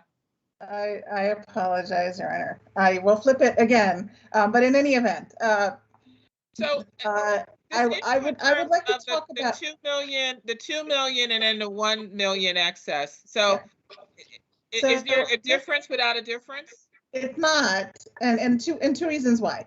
One, first of all, being covered for 2 million and then not being covered for a little bit because there's an SIR, and then being covered again is not the same as being continuously covered. Right, so at the very least, there's a gap, and you're not supposed to have a gap. But that's not even really, I think, where it is. I think how much Hyatt is covered under either one of these policies, or its own policy for that matter, is a measure of Hyatt's damages, which is not before this court. What is before this court is whether there has been a breach of the insurance procurement provision, which there undoubtedly has been, because the insurance procurement provision, which must be strictly construed, is very specific about what it requires. And it first of all requires Securitas to itself procure the insurance, which may be a silly thing, but when you think about how that second policy came to light at the tail end of the litigation after summary judgment motions, right? What Hyatt wants is to know whose insurance it is. That's a fully reasonable thing to contract for, not that we should be probing it. What about the waiver issue? So on the waiver issue, I will say this: the bar that they would have to hit in order for there to be waiver is it has to be deliberate, not just knowing, but deliberate, intentional. Which is why all of the cases where there is waiver, there is ongoing conduct. But that you just simply cannot avoid the conclusion that there has been a waiver. What you have here is Securitas gives Hyatt's security manager on site. This is the guy in charge of the security guards, right? He's not at the corporate office. They give him the certificate and he says, okay, thanks. And he puts it in the file. He doesn't give them a receipt. He doesn't give them a formal acknowledgement. He doesn't give them anything else short of not dropping it on the ground when they hand it to him. He does nothing active with it. It is a mile from the deliberate conduct that a waiver would require. And by the way, since counsel asked the question probing why you would want to do this, there are any number of reasons why you would want to do this, including possibly the fact that you may have to provide certificates of insurance of all your insurers to all your insurers, or to landlords, or to anybody, to contractors. There are any number of reasons why you'd want to collect certificates of insurance. But whatever the reason, it is for your own purposes. In other words, whatever Hyatt's interest is in getting that certificate of insurance, it is, as counsel actually said, for Hyatt's own purposes. It is not because they owe any kind of a duty for the party that sits across the negotiating table from them when they're signing a fully reasonable contract about what kind of insurance contract Hyatt wants them to procure. And no duty on Hyatt to check and ensure that, I don't want to use insure, but to make sure or verify that the proper amount of insurance has been procured. There is no duty to check. There is no duty to inform Securitas of its breach of any provision. They cannot renew the contract. They can do other things when it's time, but there is not an ongoing supervisory sort of notice provision in this contract. There are sometimes in like goods and those kinds of things. Sometimes you see that kind of thing where, you know, you got to let me know and you got to give me an opportunity to cure. This contract does not have that. These are commercial entities. They sit across the table from each other. They can negotiate whatever they want. What Hyatt negotiated is certainty. They don't want to be here. They do, with all due respect to your honors, they don't want this. They don't want to have to litigate whether there's coverage. They don't want to bring a DJ. They don't want a trial within a trial. They want this insurance that is in this contract. That's what you're contracting to do. Maybe they gave him price break. Maybe they said, look, we don't deal with people who don't do this. Whatever it is, it's a total pain. I understand the insurance procurement provision. Of course, if you're sending a security guard to 100 locations, of course, it's hard to get 100 different contracts. You can say no. You can say, all right, but if I got to put a secretary on it, you got to pay her salary, and then we're going to put it in the contract. You can say any number of things. But if once you sign that contract, that is your obligation to get that contract. So what is before this court is did they breach that insurance provision? And if they did, then there's going to be a remand to determine damages. And at that point, we can absolutely argue about how much insurance do they have and which covers what, and is that 10K grand cover? The agreement and the section at issue states carry and maintain comprehensive general liability insurance in a minimum amount of $3 million per occurrence. And all such policies shall specifically state. So they procured a policy for $2 million and a policy for $1 million, which equals $3 million. Gap. Well, with the 10K, they will always carry that 10K gap. But not only that, it doesn't have, the contract is so specific, it has in quotes, additional insured language that they want to see. And that's not inconsequential, because what you have now is they have some corporate family, right, that procured this insurance policy that has them as an additional insured, and it has Hyatt under a different endorsement as a different additional insured. At a minimum, you're going to be arguing about whether those two endorsements speak to each other, such that when you're talking about, well, if you have to under a contract get additional insured, sure, all of those guys are insured also. Hyatt doesn't want to have this conversation. This is exactly what they don't want, which is why the contract is very specific on what they were required to do. And the only thing we asked this court to do is determine whether they have complied with that very specific clause, and they very clearly did not. Did you want to address the summary judgment issue? Your Honor, here's the thing. Whether we look at the new excess policy that they finally uncovered or not, I think the outcome is the same. I don't have an awful lot to say about it. I don't really care which of the two appeals Your Honors decide on and which one is dismissed. I do think the two of them together are duplicative and it should only be one, but I can sort of hear the argument either way. I just don't think it should be two. Any questions? Mr. Jameson? As briefly as I can, as I think the court just pointed out, the contract itself does not require continuous insurance or continuous coverage as Hyatt suggests. It requires a minimum amount of insurance. And if Hyatt wanted something different, it was their contract. They could have put that in there. They can't then turn around and say, well, you failed to meet requirements we didn't put in our contract. So the fact that Securitas complied and the additional insured language we lay out in the brief, I won't repeat it here. It's on the certificate. It's in the policy. It's very clear. But the fact that we're arguing over this, I mean, at the minimum suggests there's an issue of fact as to what those policies contain. I certainly suggest that they are pretty clear on their face and there's no ambiguity and there is no breach whatsoever as far as the amount or the additional insured or the primacy language. So for Hyatt to then say, well, we just don't like the form it took and we knew about it for 3 years and we only raised it on summary judgment, and then, of course, turn around and blame Securitas for the same thing is a bit disingenuous. Thank you. Any questions? Yeah. Thank you very much. The next matter is Ms. Rahi versus YMZ Realty LLC. We'll wait for Justice Moulton to come back.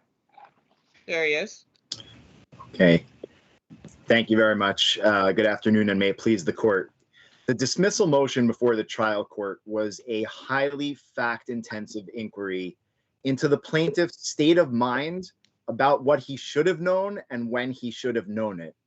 And here's how New York law describes the prevailing legal standards. Number one, quote, the issue of when a plaintiff acting with reasonable diligence could have discovered an alleged fraud turns upon whether the plaintiff possessed knowledge of facts from which he reasonably could have inferred the fraud. Two, mere suspicion will not suffice as a grounds for imputing knowledge of the fraud. Three, the analysis, quote, necessarily involves a dispute over state of mind and conflicting interpretations of perceived events. And finally, number four, where it does not conclusively appear that a plaintiff had knowledge of facts from which the alleged fraud might be reasonably inferred, the cause of action should not be disposed of summarily on statute of limitations grounds. And that's why this court almost never upholds dismissal at the pleading stage when it comes to the fraud discovery rule. We've cited at least 7 cases in our briefs from this court, and there are many, many more as well. So under these standards, the trial... Mr. Colbury, I'm sorry to interrupt you, but why isn't looking at ACRIS to see what the purchase price actually was to reasonable diligence? That's, Justice Moulton, that's exactly the point. That's the nub of the issue. Nobody is disputing that the plaintiff theoretically, hypothetically, academically could have looked at ACRIS. The question is there anything that triggered a duty to do so? People don't just sit at home checking ACRIS all day. I mean, not normal people. We don't just. This is a major asset of his, right? So why wouldn't that be reasonable to look at ACRIS? Because it was, Your Honor, it was a joint asset of his and his brother/business partner. And there were specific representations that had been made by his brother and business partner and his attorney as to the purchase price. And in fact, Justice Moulton, plaintiff received every dollar that he was told he was going to get. The issue is that lurking behind the scenes was this higher fraudulent, actually the real purchase price wasn't fraudulent, but the higher purchase price is lurking behind the scenes. Why would the plaintiff ever suspect? I mean, people don't just enter into real estate transactions and then say in the weeks and months that follow, you know what, let me check ACRIS. No, the case law is clear that there has to be something that triggers a duty of inquiry. And in fact, well, counsel, let me ask you this. This is Justice Kennedy, because weren't the parties engaged in litigation, where there was the, I believe it was the issue to dissolve the corporation, right?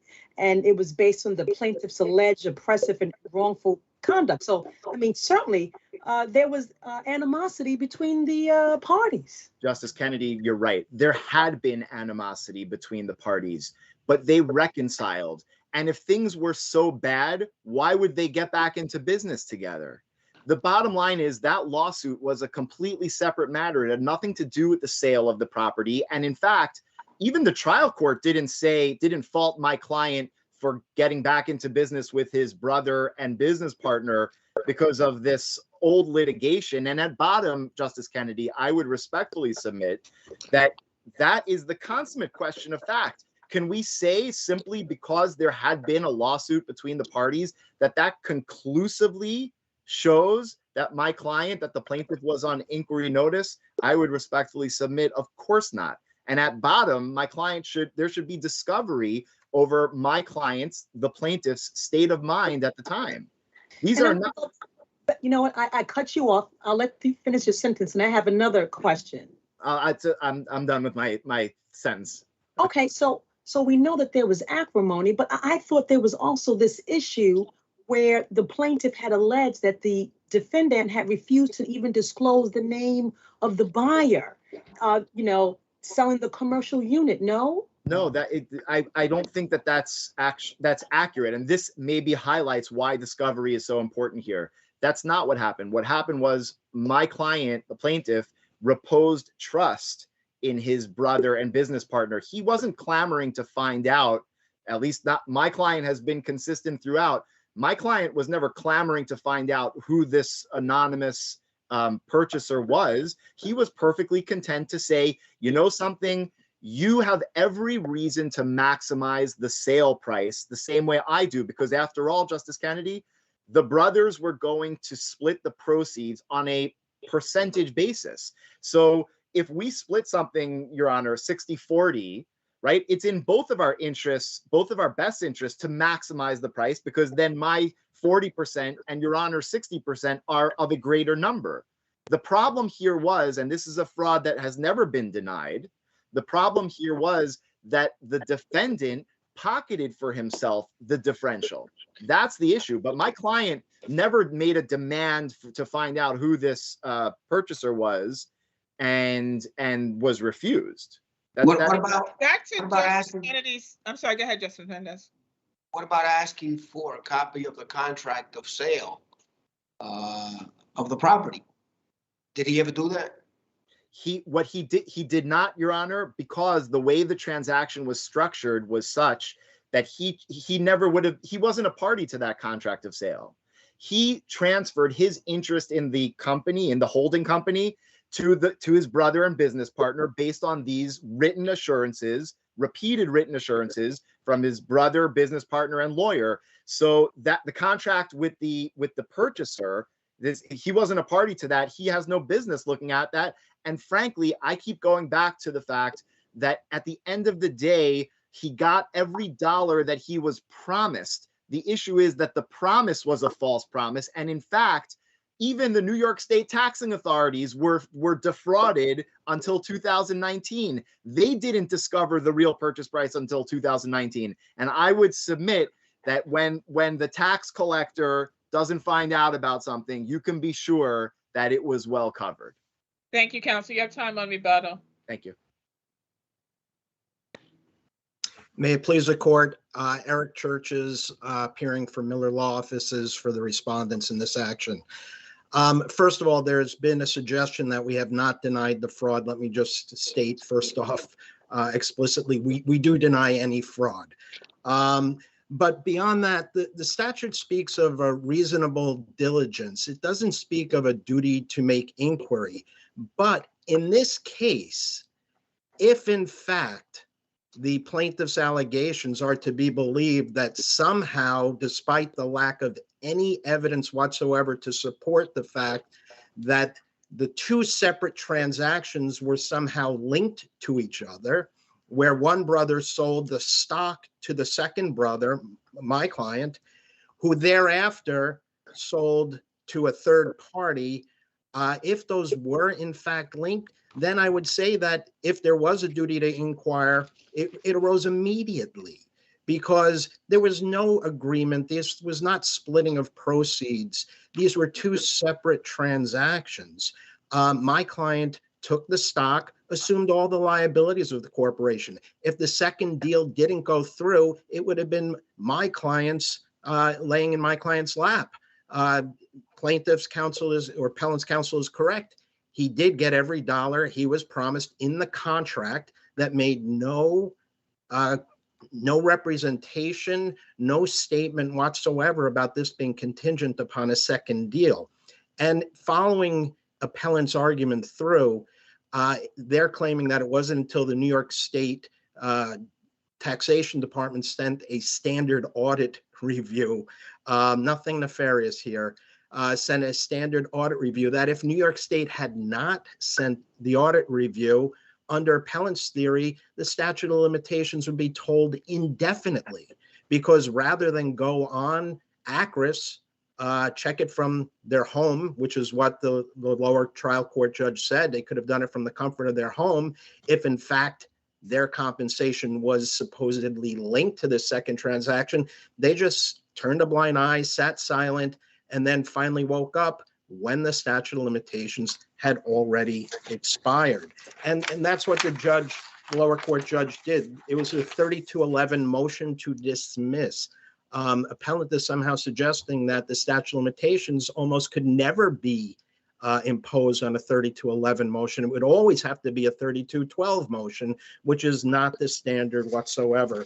So, Your Honors, we allege that we state that the lower court decision should be upheld. Any questions? Thank you. Ms. Covery, you have time on rebuttal, 2 minutes. Thank you. Just a few quick points. Number one, the statute doesn't say anything about a duty to inquire, but the case law does. The Court of Appeals does, and this court does. And in fact, the respondent cited the same standard in its brief as we cited. There has to be something that triggers the duty to inquire. Otherwise, the fact that this was theoretically the true purchase price was theoretically discoverable on ACRIS is meaningless if I don't have something that points me and triggers my duty to go up and look at ACRIS. And in fact, well, Counsel, I was going to ask you that question because you suggested to Justice Kennedy that all had been resolved even after that 2010 lawsuit had been instituted. But the 2010 lawsuit, there were, allegations of improper behavior. There were allegations of stolen money. Also, there were attempts at settlement, settlement agreements, et cetera, that were drafted back and forth. And then ultimately the court did decide. So, I mean, given that, wasn't there maybe some hint or some possibility that perhaps something nefarious may be going on, or at least there should be better checks in terms of what exactly was happening? So the answer is twofold. Number one, no, because they reconciled. That was the point of the settlement agreement. They decided to go back into business together because they reconciled, and there was no discovery on this point. This is not even something that the trial court pointed to in its decision. The trial court didn't say, the trial court's the fact finder, the trial court didn't say, I took a look at the settlement agreement and there was litigation and you should have checked. No, the trial court skipped over this step completely. The trial court simply said, since it's theoretic, this is the sum of it. Since this was theoretically discoverable on ACRIS and you could have done it from your home, therefore I'm charging you with knowledge. And on that point, this court's decision in Guage, 11 AD 3rd, 368, is directly on point. And the quote is as follows: the mere fact that deeds had earlier been recorded was insufficient to constitute constructive notice in the absence of some knowledge that would have required plaintiff to investigate the public records. That is the crux of this case. There was nothing that triggered a duty for my client to go. My client's not even from this country.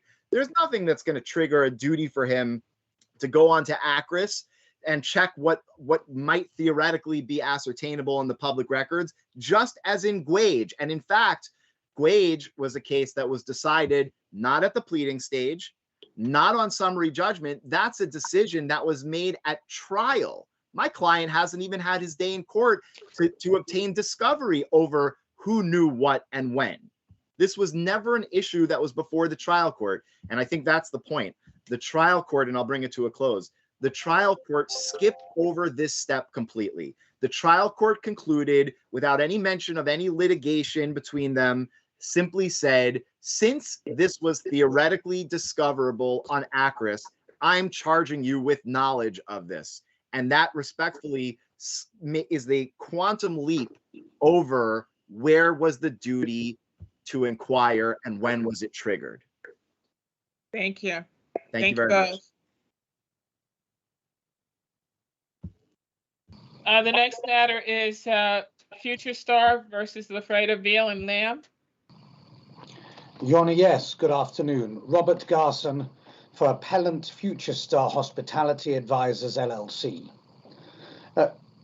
May it please the court, there are two arguments that we say encapsulate the three questions that have been presented to this court. First, did the lower court construe the effects of the statute of frauds ruling too widely? We submit yes. And secondly, was the appellant improperly precluded from pleading promissory estoppel in the amended counterclaim? To that, unsurprisingly, we also submit yes.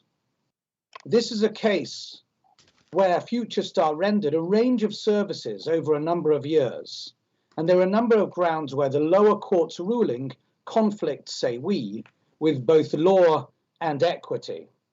But it started with where on November the 9th of 2020, at record 49, the lower court denied the contractual claim for what we're going to be calling here know who, but permitted the equitable claims to remain. Thereafter, when it came to the motion for re-argument on the 16th of February of 2021 at record 55, where the lower court was clearly told that discovery had not been fully conducted, the court then goes on to say, "You have been conducting discovery, and it was my original contemplation that we would conform the pleadings to the facts adduced at trial." He then prevailed upon myself, with then plaintiff's counsel or appellant's counsel, to amend the complaint, which we duly did.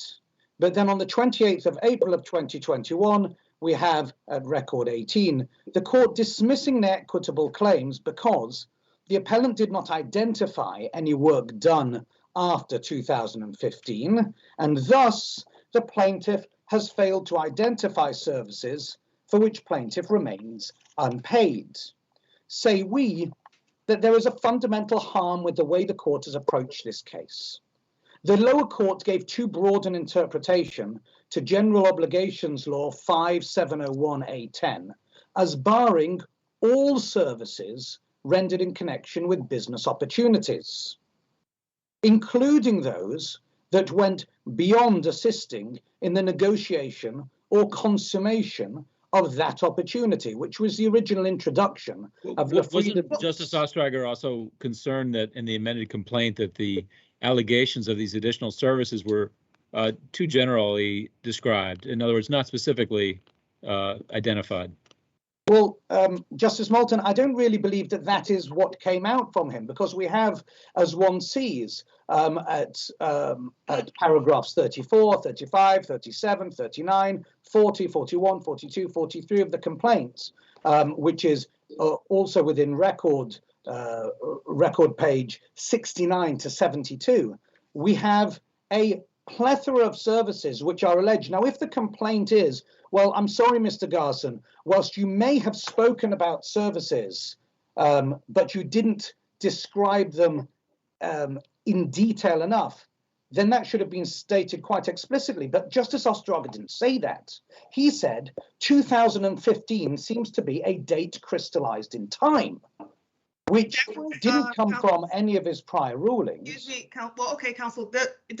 Speaking about 2015, there's a reference to an email exchange in 2015 that still doesn't have any material terms of any agreement that you're saying was in place. No, Your Honour's right. We're not arguing at this point that there is any agreement. We're not arguing to state that the statute of frauds, that when the contract claim was removed by the court, that was incorrect at this point.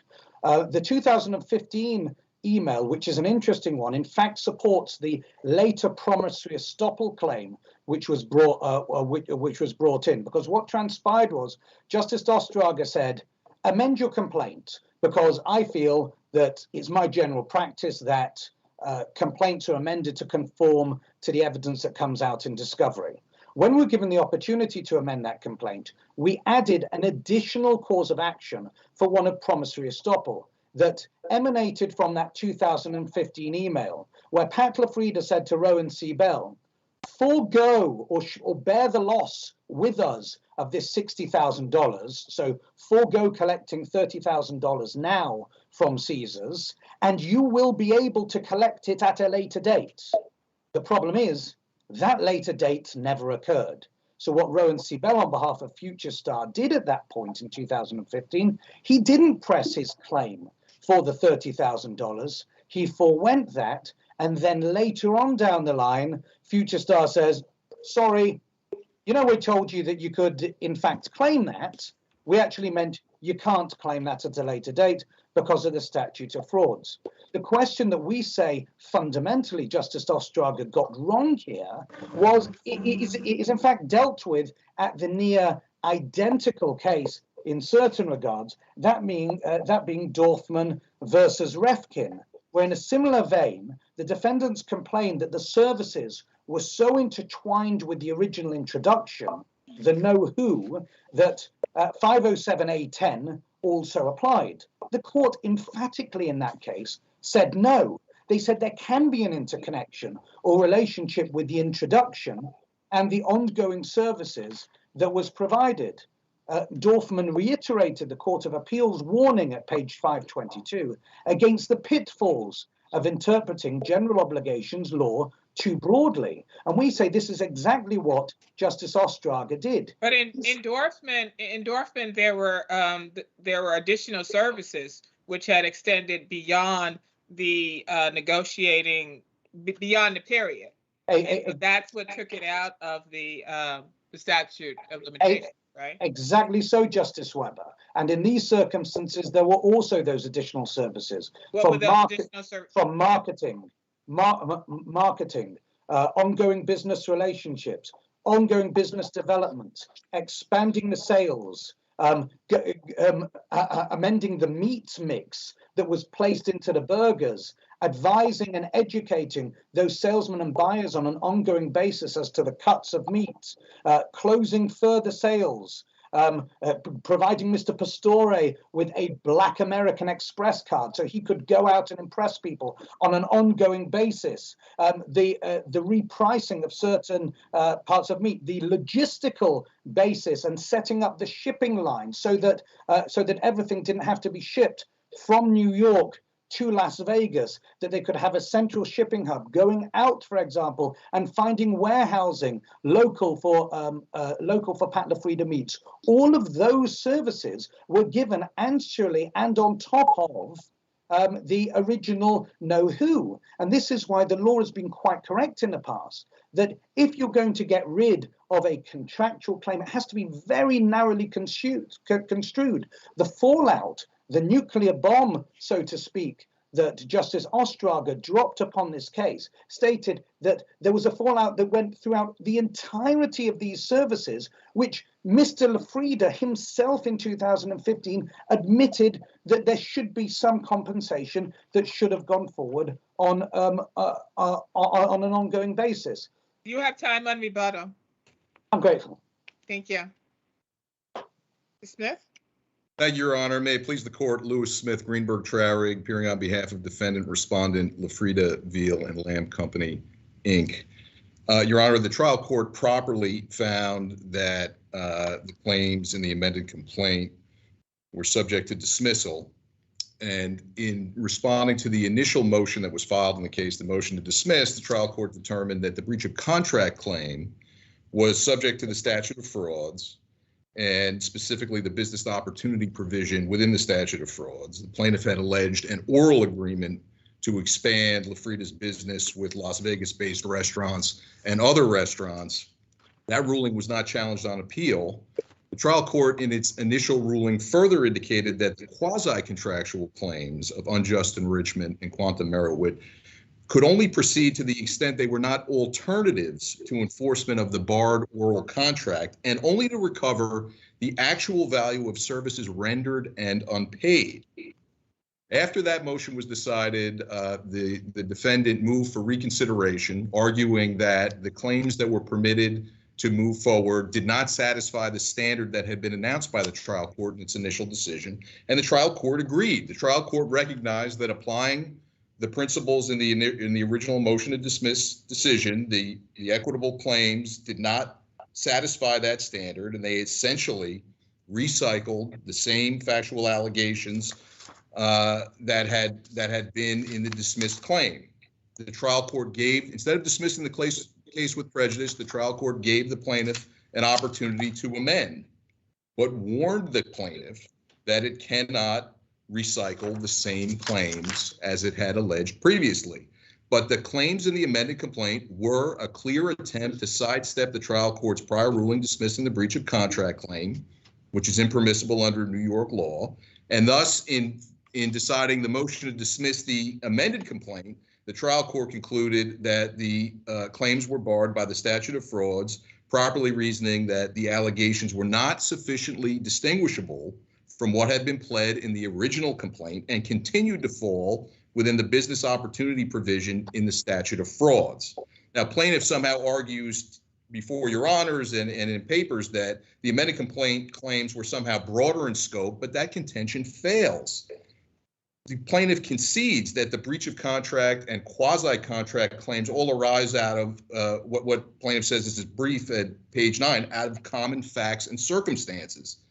And the additional conclusory contentions that were included in the amended claims continue to address activities that fall within the business opportunities provision, including, as counsel just indicated in his opening remarks, opening new accounts, establishing relationships, making initial introductions, and expanding sales and the Lafrida business generally in Las Vegas, which the trial court carefully went through the claims in the amended complaint and found them not to be sufficient with what he had indicated in his prior ruling and not to be sufficient to take it outside of the business opportunities provision in the statute of frauds. The amended complaint continued to raise this 5% of sales as the measure of work performed, which the trial court had rejected.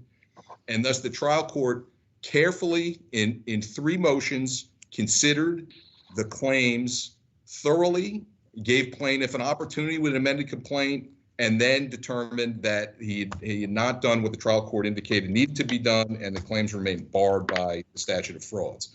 With regard to the insertion of the promissory estoppel claim, the trial court easily dealt with that, finding it was barred by his prior order and the statute of frauds. The exact allegations in that claim in the amended complaint were rejected in the breach of contract claim, and that was not appealed. And further, there's no allegation of an unconscionable injury, which is required under New York law to take a promissory estoppel claim outside the statute of frauds. So for those reasons, the statute of frauds analysis was correct and should be affirmed. But as a separate and completely independent basis for dismissal, the trial court found the claims failed to state a claim. The trial court found that the plaintiff must allege it was entitled to reasonable compensation but was not paid, and thus limited recovery to the actual value of services rendered and unpaid by the defendant. But the plaintiff alleged in its pleadings that it had received the fees that it was seeking through the middle of 2015. And it further did not allege that it provided any services to the defendant once payments stopped. And thus the trial court— I thought the argument that it was ongoing. The relationship, there were no allegations that anything continued in this relationship after the beginning of 2015. There was no further interaction. There's no allegations that there was anything going on at that point. And that's whatever had occurred prior to that date was allowing your client to basically reap the benefits of what had occurred previously.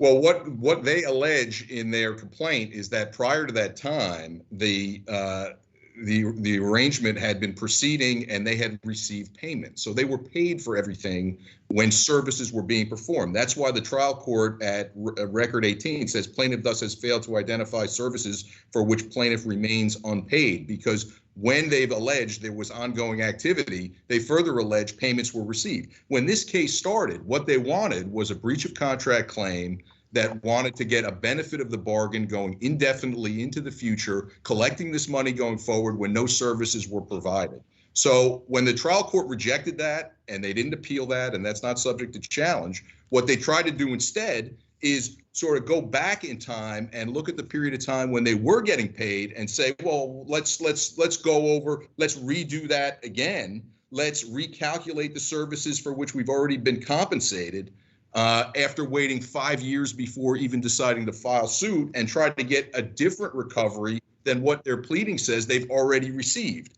That's not what the trial court allowed. That's not what is permitted under equitable claims. The trial court, and they don't even address this point in their briefs either. The trial court, as a separate and independent ground, found that they had alleged while the services were being allegedly provided, they had received payment, and they don't allege anything after services ended that they once services ended, they had been fully compensated during the period of time the services were being provided. Thank you. Any other questions? No, thank you very much. Thank you, Your Honor. So Mr. Garson, what would be owed to you? I mean, apparently you did not, there are no services provided after the 2015. You've already been provided compensation for all of those services. So what would the additional monies be for? They've not been provided, they've not been compensated for everything that was done between what would be the beginning of the relationship, 2012, 2013, 2014, past that point. This is where this encapsulation in time by Greenberg Traurig or by Pat Lafrida and also by the court is incorrect. What transpires in a relationship like this, like many relationships, is that a huge amount of work is done in establishing not just the business, the relationship, but everything that went through in 2013, 2014, 2015. Those services were front-loaded with the expectation that there would be, over the lifespan of the relationship, compensation. Nowhere has the appellant stated that the monies that were received in 2013, 2014 were ever sufficient, were ever proportionate, were ever correct, were ever matching. What we state, and this is why the case is before the court, that they were insufficient on the long-term basis, and that is where you have the quantum merit, the trial as to the hours and expenses that would go through. Where Greenberg Traurig, again, and the lower court failed to appreciate, and this is where the complaint came, was how dare they, after the initial contractual claims were denied, how dare they still mention the fact that there had been a prior contract? How dare they still mention those facts? And that's why I even, and I say this as a British person, look to the law of Australia to try and look at, well, what relevance does that contract, which is unenforceable, have in the context of this case? Whilst we're not relying upon that 5% on behalf of Future Star, what we're stating is that is still evidence that can go before the court, in fact, to act as a ceiling as to what Future Star would be entitled to in relation to its quantum merit claims. Look, the court can see this. We submit quite plainly. Future Star was a person or was a company that did its job. It expended thousands of hours that are not being disputed. It expended monies that are not being disputed. It was asked to forego monies to collect them at the time. That is not disputed. But what Lafrida would like to say is we can sit back and in relation to just the know-how element of this, or the know-who element of this, take a scythe across all of the claims that come through, and there is nowhere that has been conceded by Future Star that all of those hours that were front-loaded in the marketing, in the chasing of invoices, in the taking this matter forward, nowhere has it been conceded that they've been properly compensated, and it is frankly inequitable. It's frankly inequitable and unjust to say that a company can quite openly welch upon its obligations and say, awfully sorry, the know-who cuts through everything. We submit that. Thank you both. Thank you, Your Honor. Elmhurst LLC versus Sunshine Elmhurst Real Estate. Good afternoon, Your Honors, and may it please the court. The plaintiff purchaser here has seized upon an inartfully drafted section of a recital in the purchase and sale agreement to create an excuse to avoid its obligation to close on the purchase of the so-called to-be-sold land. But when read as a harmonious integrated whole, as the law requires, it is clear that the purchase and sale agreement contemplated that the purchaser intended to acquire the to-be-sold land for residential and not mixed-use purposes. The court should therefore reverse the decision of the court below and order summary judgment be granted to the defendant, Sunshine Elmhurst Real Estate.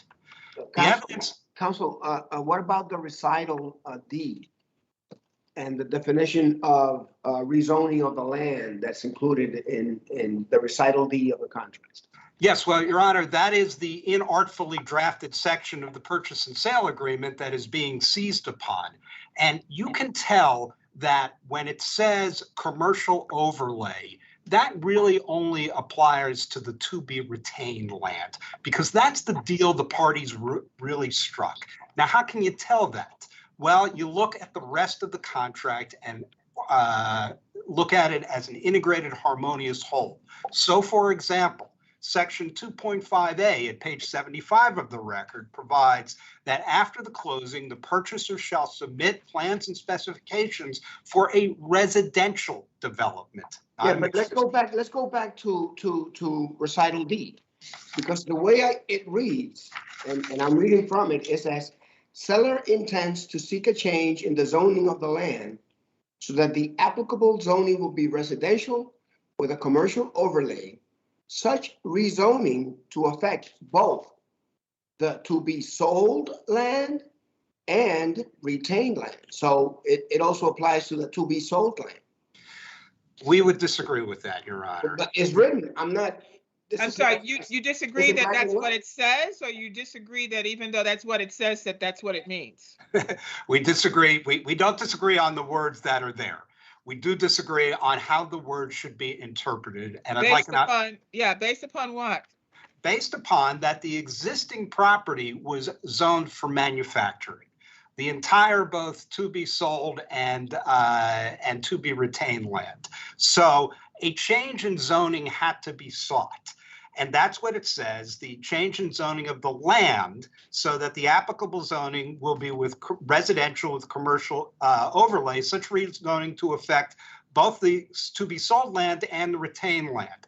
So what the parties had intended here, and I admit it could have been drafted a little bit more precisely, is that the to be sold land would be rezoned, but it would not for residential, but it would not have a commercial overlay.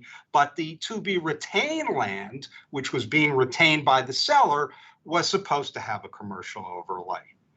So what about Section 5 of the same contract, where it says 5.1, closing will occur 20 days following notice from seller that the reapportionment and the rezoning of the land have occurred.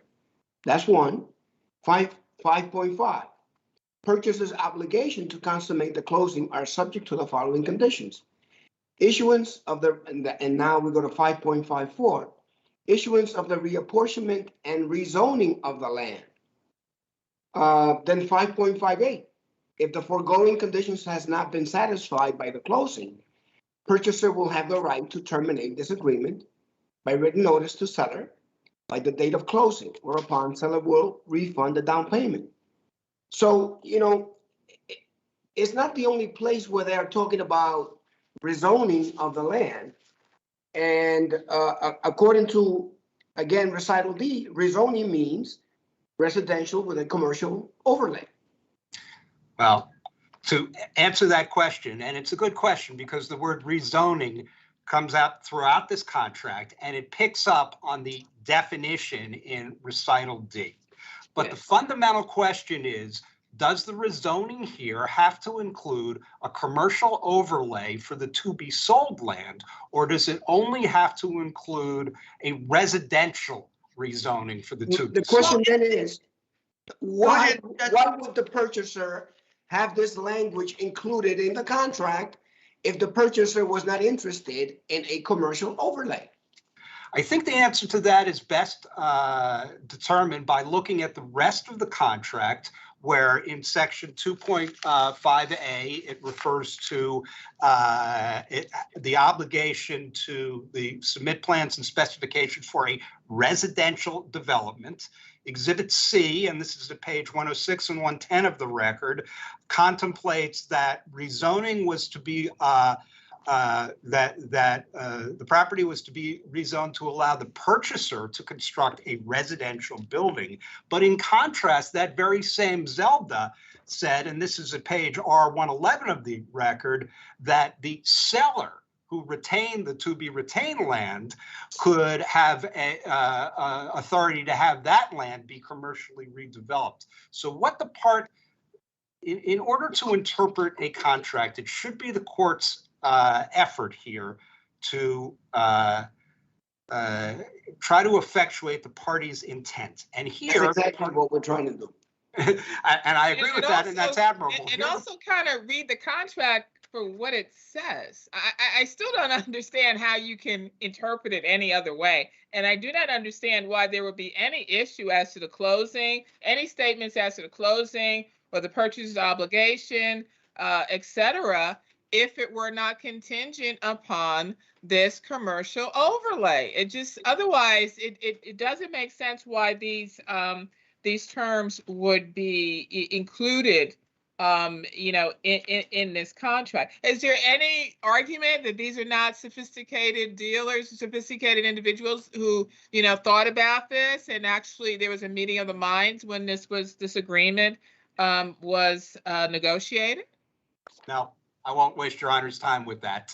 But I do think that I'm just Justice Kennedy has a question. I'm sorry, go ahead. So perplexed because it's so clear that it says rezoning of the land is defined in recital D as residential with the commercial overlay. I mean, that's so clear. And obviously the seller withdrew the application for the commercial overlay. So, was there any language in the purchase agreement that gave the seller the authority to even withdraw the commercial overlay? That's an excellent question, Your Honor, and we would cite to Section 17, which appears at page 93 of the record, which permits the seller to make agreements with the city and other regulatory authorities that are not atypical of the types of concessions made to city authorities and are desirable in order to accomplish the primary objective, which is to get the land rezoned so that the purchaser can build its residential building on the to-be-sold land. Counsel, I just want to go a little bit further into Section 17 because we, assuming that the rezoned land is both the residential with the commercial overlay, which is what it says specifically inside the contract, then the seller, although they might have the right to modify, they can't take it in any manner that would adversely affect the purchaser's rights, which is to have that residential with the commercial overlay, which is what they bargained for. Well, Your Honor, simply put, we don't think that's what they bargained for. I understand that the recital D is not drafted as clearly as it could be, and I am sensing some resistance from this bench on my interpretation. But nonetheless, I would like to point out that when a court interprets a contract, one has to give all of the provisions meaning.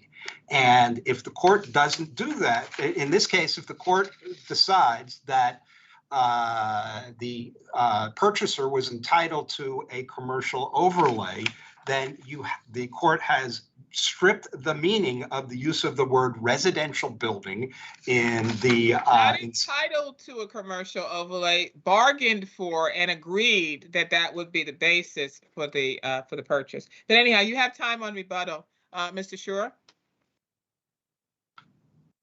You are muted, Mr. Wait, you're on now. Okay, may it please the court, Stephen Shore, Camper Shore Leeds, and Zadara. The parties agree that courts must enforce an unambiguous contract. Here, the definition of rezoning of the land, I submit, is unambiguous. It says rezoning to affect both. The word both isn't an inartfully drafted word. Both means both. If it was ambiguous, it wouldn't have that word. And I submit that this is not imprecise. It's not unambiguous. It's very clear. And rezoning of the land is then used throughout the agreement. Paragraphs E, 25A, 5.54, 5.7, 5.8, 5.9. But there's a maxim, and that is actions speak louder than words. And something the council hasn't touched upon is the fact that when they initially submitted the application to the city, it included the overlay on the residential portion. And they had that there for a year. They didn't withdraw it until a year later. And again, actions speak louder than words. Please look at that. They're supposed to have kept us informed. Look at the notices they sent us. Until December of 20, they never said we've withdrawn the commercial overlay from the residential. That is the first notice where they specifically say it. Their argument is that in an email where they say we've been dealing with the city and everything's going great, and here are some attached plans that you should have looked at the plans and seen that they took it out, it's just, they're being disingenuous. They hid the fact that they had withdrawn it for months and months. And another thing that council hasn't addressed is they go outside of the agreement and they say the purchase prices and this and that. If you want to go outside the agreement, then we submit that D is very clear. You don't have to go outside the agreement. But if you go outside the agreement, pages 340 and 341 of the record have an email sent just before the agreement was signed. There's a February 21, 1919 email from Richard Lavelle, who was their counsel, to Stuart Beckerman, who was the purchasers' counsel. And in it says in paragraph 2, the revised Zelta merely allocated those commercial rights to each party pro rata to their relative percentage of development. So the document that was exchanged before the contract was signed anticipated pro rata dividing of it. What happened here, we submit, is they got some feedback from the city. It was going to cost them more, as indicated in their December letter. They had to do a transportation study. It was going to cost more, and they simply didn't want to pay the extra money. But we bargained for the commercial overlay, and while it would have cost them more money, they didn't have a right to take that away from us. Thank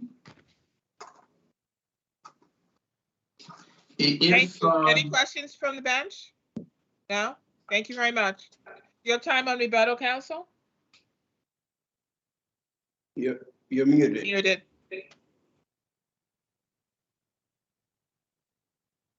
I beg your pardon. Very briefly, Your Honor, if we talk about actions speaking louder than words, in fact, the purchaser tried several different ways to get out of this contract before they hit upon their theory that they were entitled to a commercial overlay on the to-be-sold land. First, they said we didn't get enough information. We demonstrated that they did get the information. They dropped that argument. Then they argued that they were entitled to a reduction of over $3.3 million in the purchase price because they were had the theory that they were going to receive a reduced amount of development rights. Only when those two arguments failed did they then come to the idea that, well, we're entitled to a commercial overlay, and that gives us the right to get out of this contract. What's really happening here, Your Honor, is that this contract was signed in March of 2019, and since then the market has radically moved, and the purchaser would like to either get out of the deal or renegotiate a better price, and they've seized upon this section of the contract and failed to interpret the contract as a harmonious whole. And for those reasons, the court should reverse the grant of summary judgment. And if the court is not willing at this stage to grant summary judgment, they should remand the issue to the trial court for additional discovery, since Mr. Shore seems to feel that documents outside the contract support his view of how the contract should be interpreted. Thank you. I thank Your Honors. Mr. Shore, you have 1 minute on rebuttal. Yes, and I'll be briefer than a minute. The defendant has acknowledged that we made an additional payment after the complaint was filed of $248,697.75, and that if you rule in our favor, that amount should be added to the judgment. Thank you. Thank you both. Next up, we have Rojas versus P&B Bronx Properties. Yes. May it please the court, Martin Moskowitz of Gorriban Associates on behalf of the plaintiff appellant. This is a case where defendants are claiming a trivial defect. What is unique about this case is that the defendants seem to all agree that the sidewalk is damaged and needs repair. Nevertheless, they're claiming a trivial defect. And on page 255 of the record, when the owner of the property that houses Citibank testified, and he was asked about Exhibit D, which is on page 410, the photograph, and he was asked about the condition of the sidewalk in front of the neighboring property. He said, over the objection of his counsel, he said, what I would do is I would put new flags, okay? This is wrong indicating. That's wrong indicating. That's all wrong indicating. This guy, everything here is wrong indicating. I would do it all over again. And then when he was asked whether this area encroached at the bottom of the page, whether it encroached on his property, he said he didn't know. In this case, there hasn't been any kind of finding that it doesn't encroach on his property. The fact of the matter is, the photographs show it lines up with the white brick pillar that is part of the Citibank building, and we did a survey showing that it is in front of his property. So there's a defective sidewalk. That's not really in dispute here. And then the issue becomes, is it trivial or not trivial?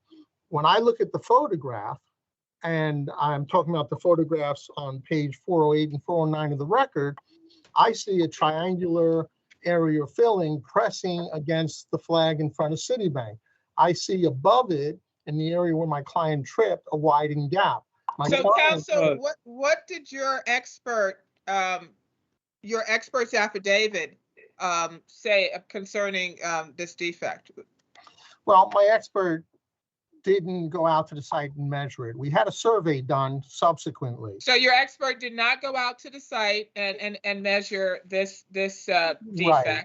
Did your expert talk about the differential in terms of the elevation differential? Well, he did, based on a survey, and much was made about the survey being done years after the accident, but there has never been any testimony. Is when was this done? This was done after the accident, was it not? Yes, it was, but so why is this not all speculative? Well, it's not speculative because when you look at the photographs, you can see the widening gap. You can see the tapering in the corner of the sidewalk where it's raised on 2 levels. Is that sufficient to defeat the motion for summary judgment? Well, you know, a jury looks at this and deliberates based on the testimony and the photographs. One, the defendants have the burden of proof here, and they haven't put forward any measurements. They also haven't put forward any evidence that conditions had changed in between the time of the accident and the survey. And well, did your client also testify that she had gone in and out, or he had gone in and out of the bank, and there was no issue? Well, Your Honor, this is a very public sidewalk, and in fact, there had been a second accident there. I guess you're on private sidewalk. But you know, it's a commercial area. There are a lot of people who walk there. But the fact that my client may have gone in and out of this bank without tripping on this condition doesn't make it a non-defective condition. And I may be confusing cases, but wasn't there also testimony that others had also gone in and out in front of your client? Well, my client said he had stepped around people on the sidewalk to proceed, and that is when his foot went into the raised edge and went into what would be the gap. So that is something that would prevent him from seeing this. You know, a few years back, a handful of years back, I tried a case where my client stepped in a 1-foot hole, a pothole that she passed every day on the way to a garage to get her car. But the fact of the matter is that day it was a busy sidewalk with lots of people, and she stepped in the hole, and it was a significant hole. In this case, you can see, looking at the photographs, there is enough there showing the gap, showing the raised edge, showing the fact that the sidewalk next to it is defective. Everybody said it's in need of repair. And so the defendants, who are the movements here, they are burdened with having to show the height of this discrepancy in support of their motion.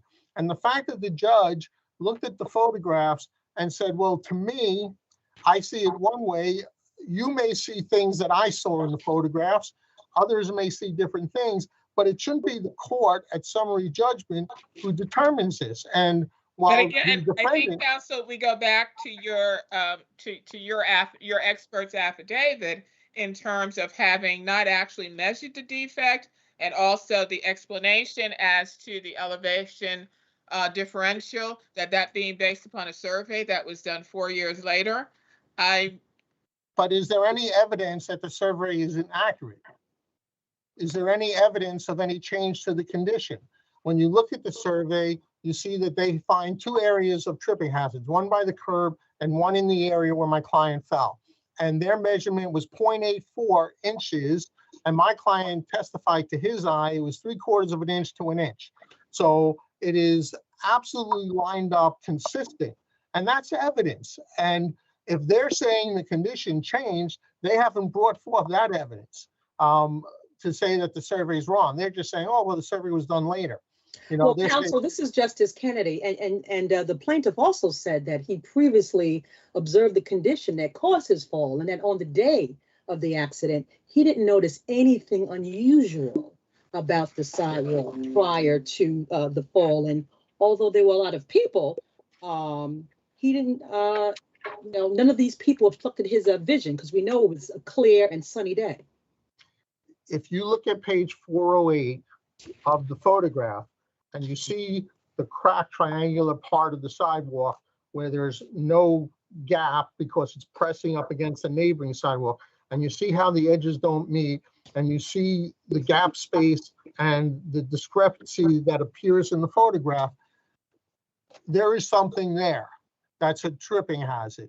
Well, I looked at it. We're seeing 2 different things, because I looked at it. Well, you have time on rebuttal, counsel. And my contacts work real good. 2020. 2020. Okay, Justice Kennedy. I will hear next from who's next? I don't know. P&B. Good afternoon, Lisa Go-Coulsing for P&B. I think that the first thing that we need to do is go back and look at the plaintiff's testimony. The testimony, in terms of what the condition was, he said it's a sort of border that is overlapping the sidewalk. That was his testimony. He didn't talk about a height differential or anything else. Then he authenticated these photographs that we're all relying on. The photographs speak for themselves, but my client, Mr. Rizopoulos, he testified there are no employees for P&B. They own the building. His wife, who is a 50% partner, she's not involved. So he's the sole person for P&B, and he goes there on a weekly basis. What did he testify to when he was shown the specific defect? He testified for a Bronx sidewalk, he'd give it an A+. Which he did say that. I've walked on Bronx sidewalks for many, many years. And so if he gives it an A+, then it's an A+. But more specifically, what he said was that the condition was flat. He was asked, basically, are you talking about the photograph? Or are you talking about the actual condition? And he said the actual condition was that it was flat, it was flush, and that there was no change in elevation. That's at pages 247 and 248 of the record. So in moving for summary judgment, we demonstrated that we were there on a weekly basis. The insurance company for the building went and inspected the sidewalk annually. Never was there any complaint, never was there any condition to remedy. There were no violations. The plaintiff hasn't proffered any violations for this condition. The plaintiff then repeatedly talks about the gap.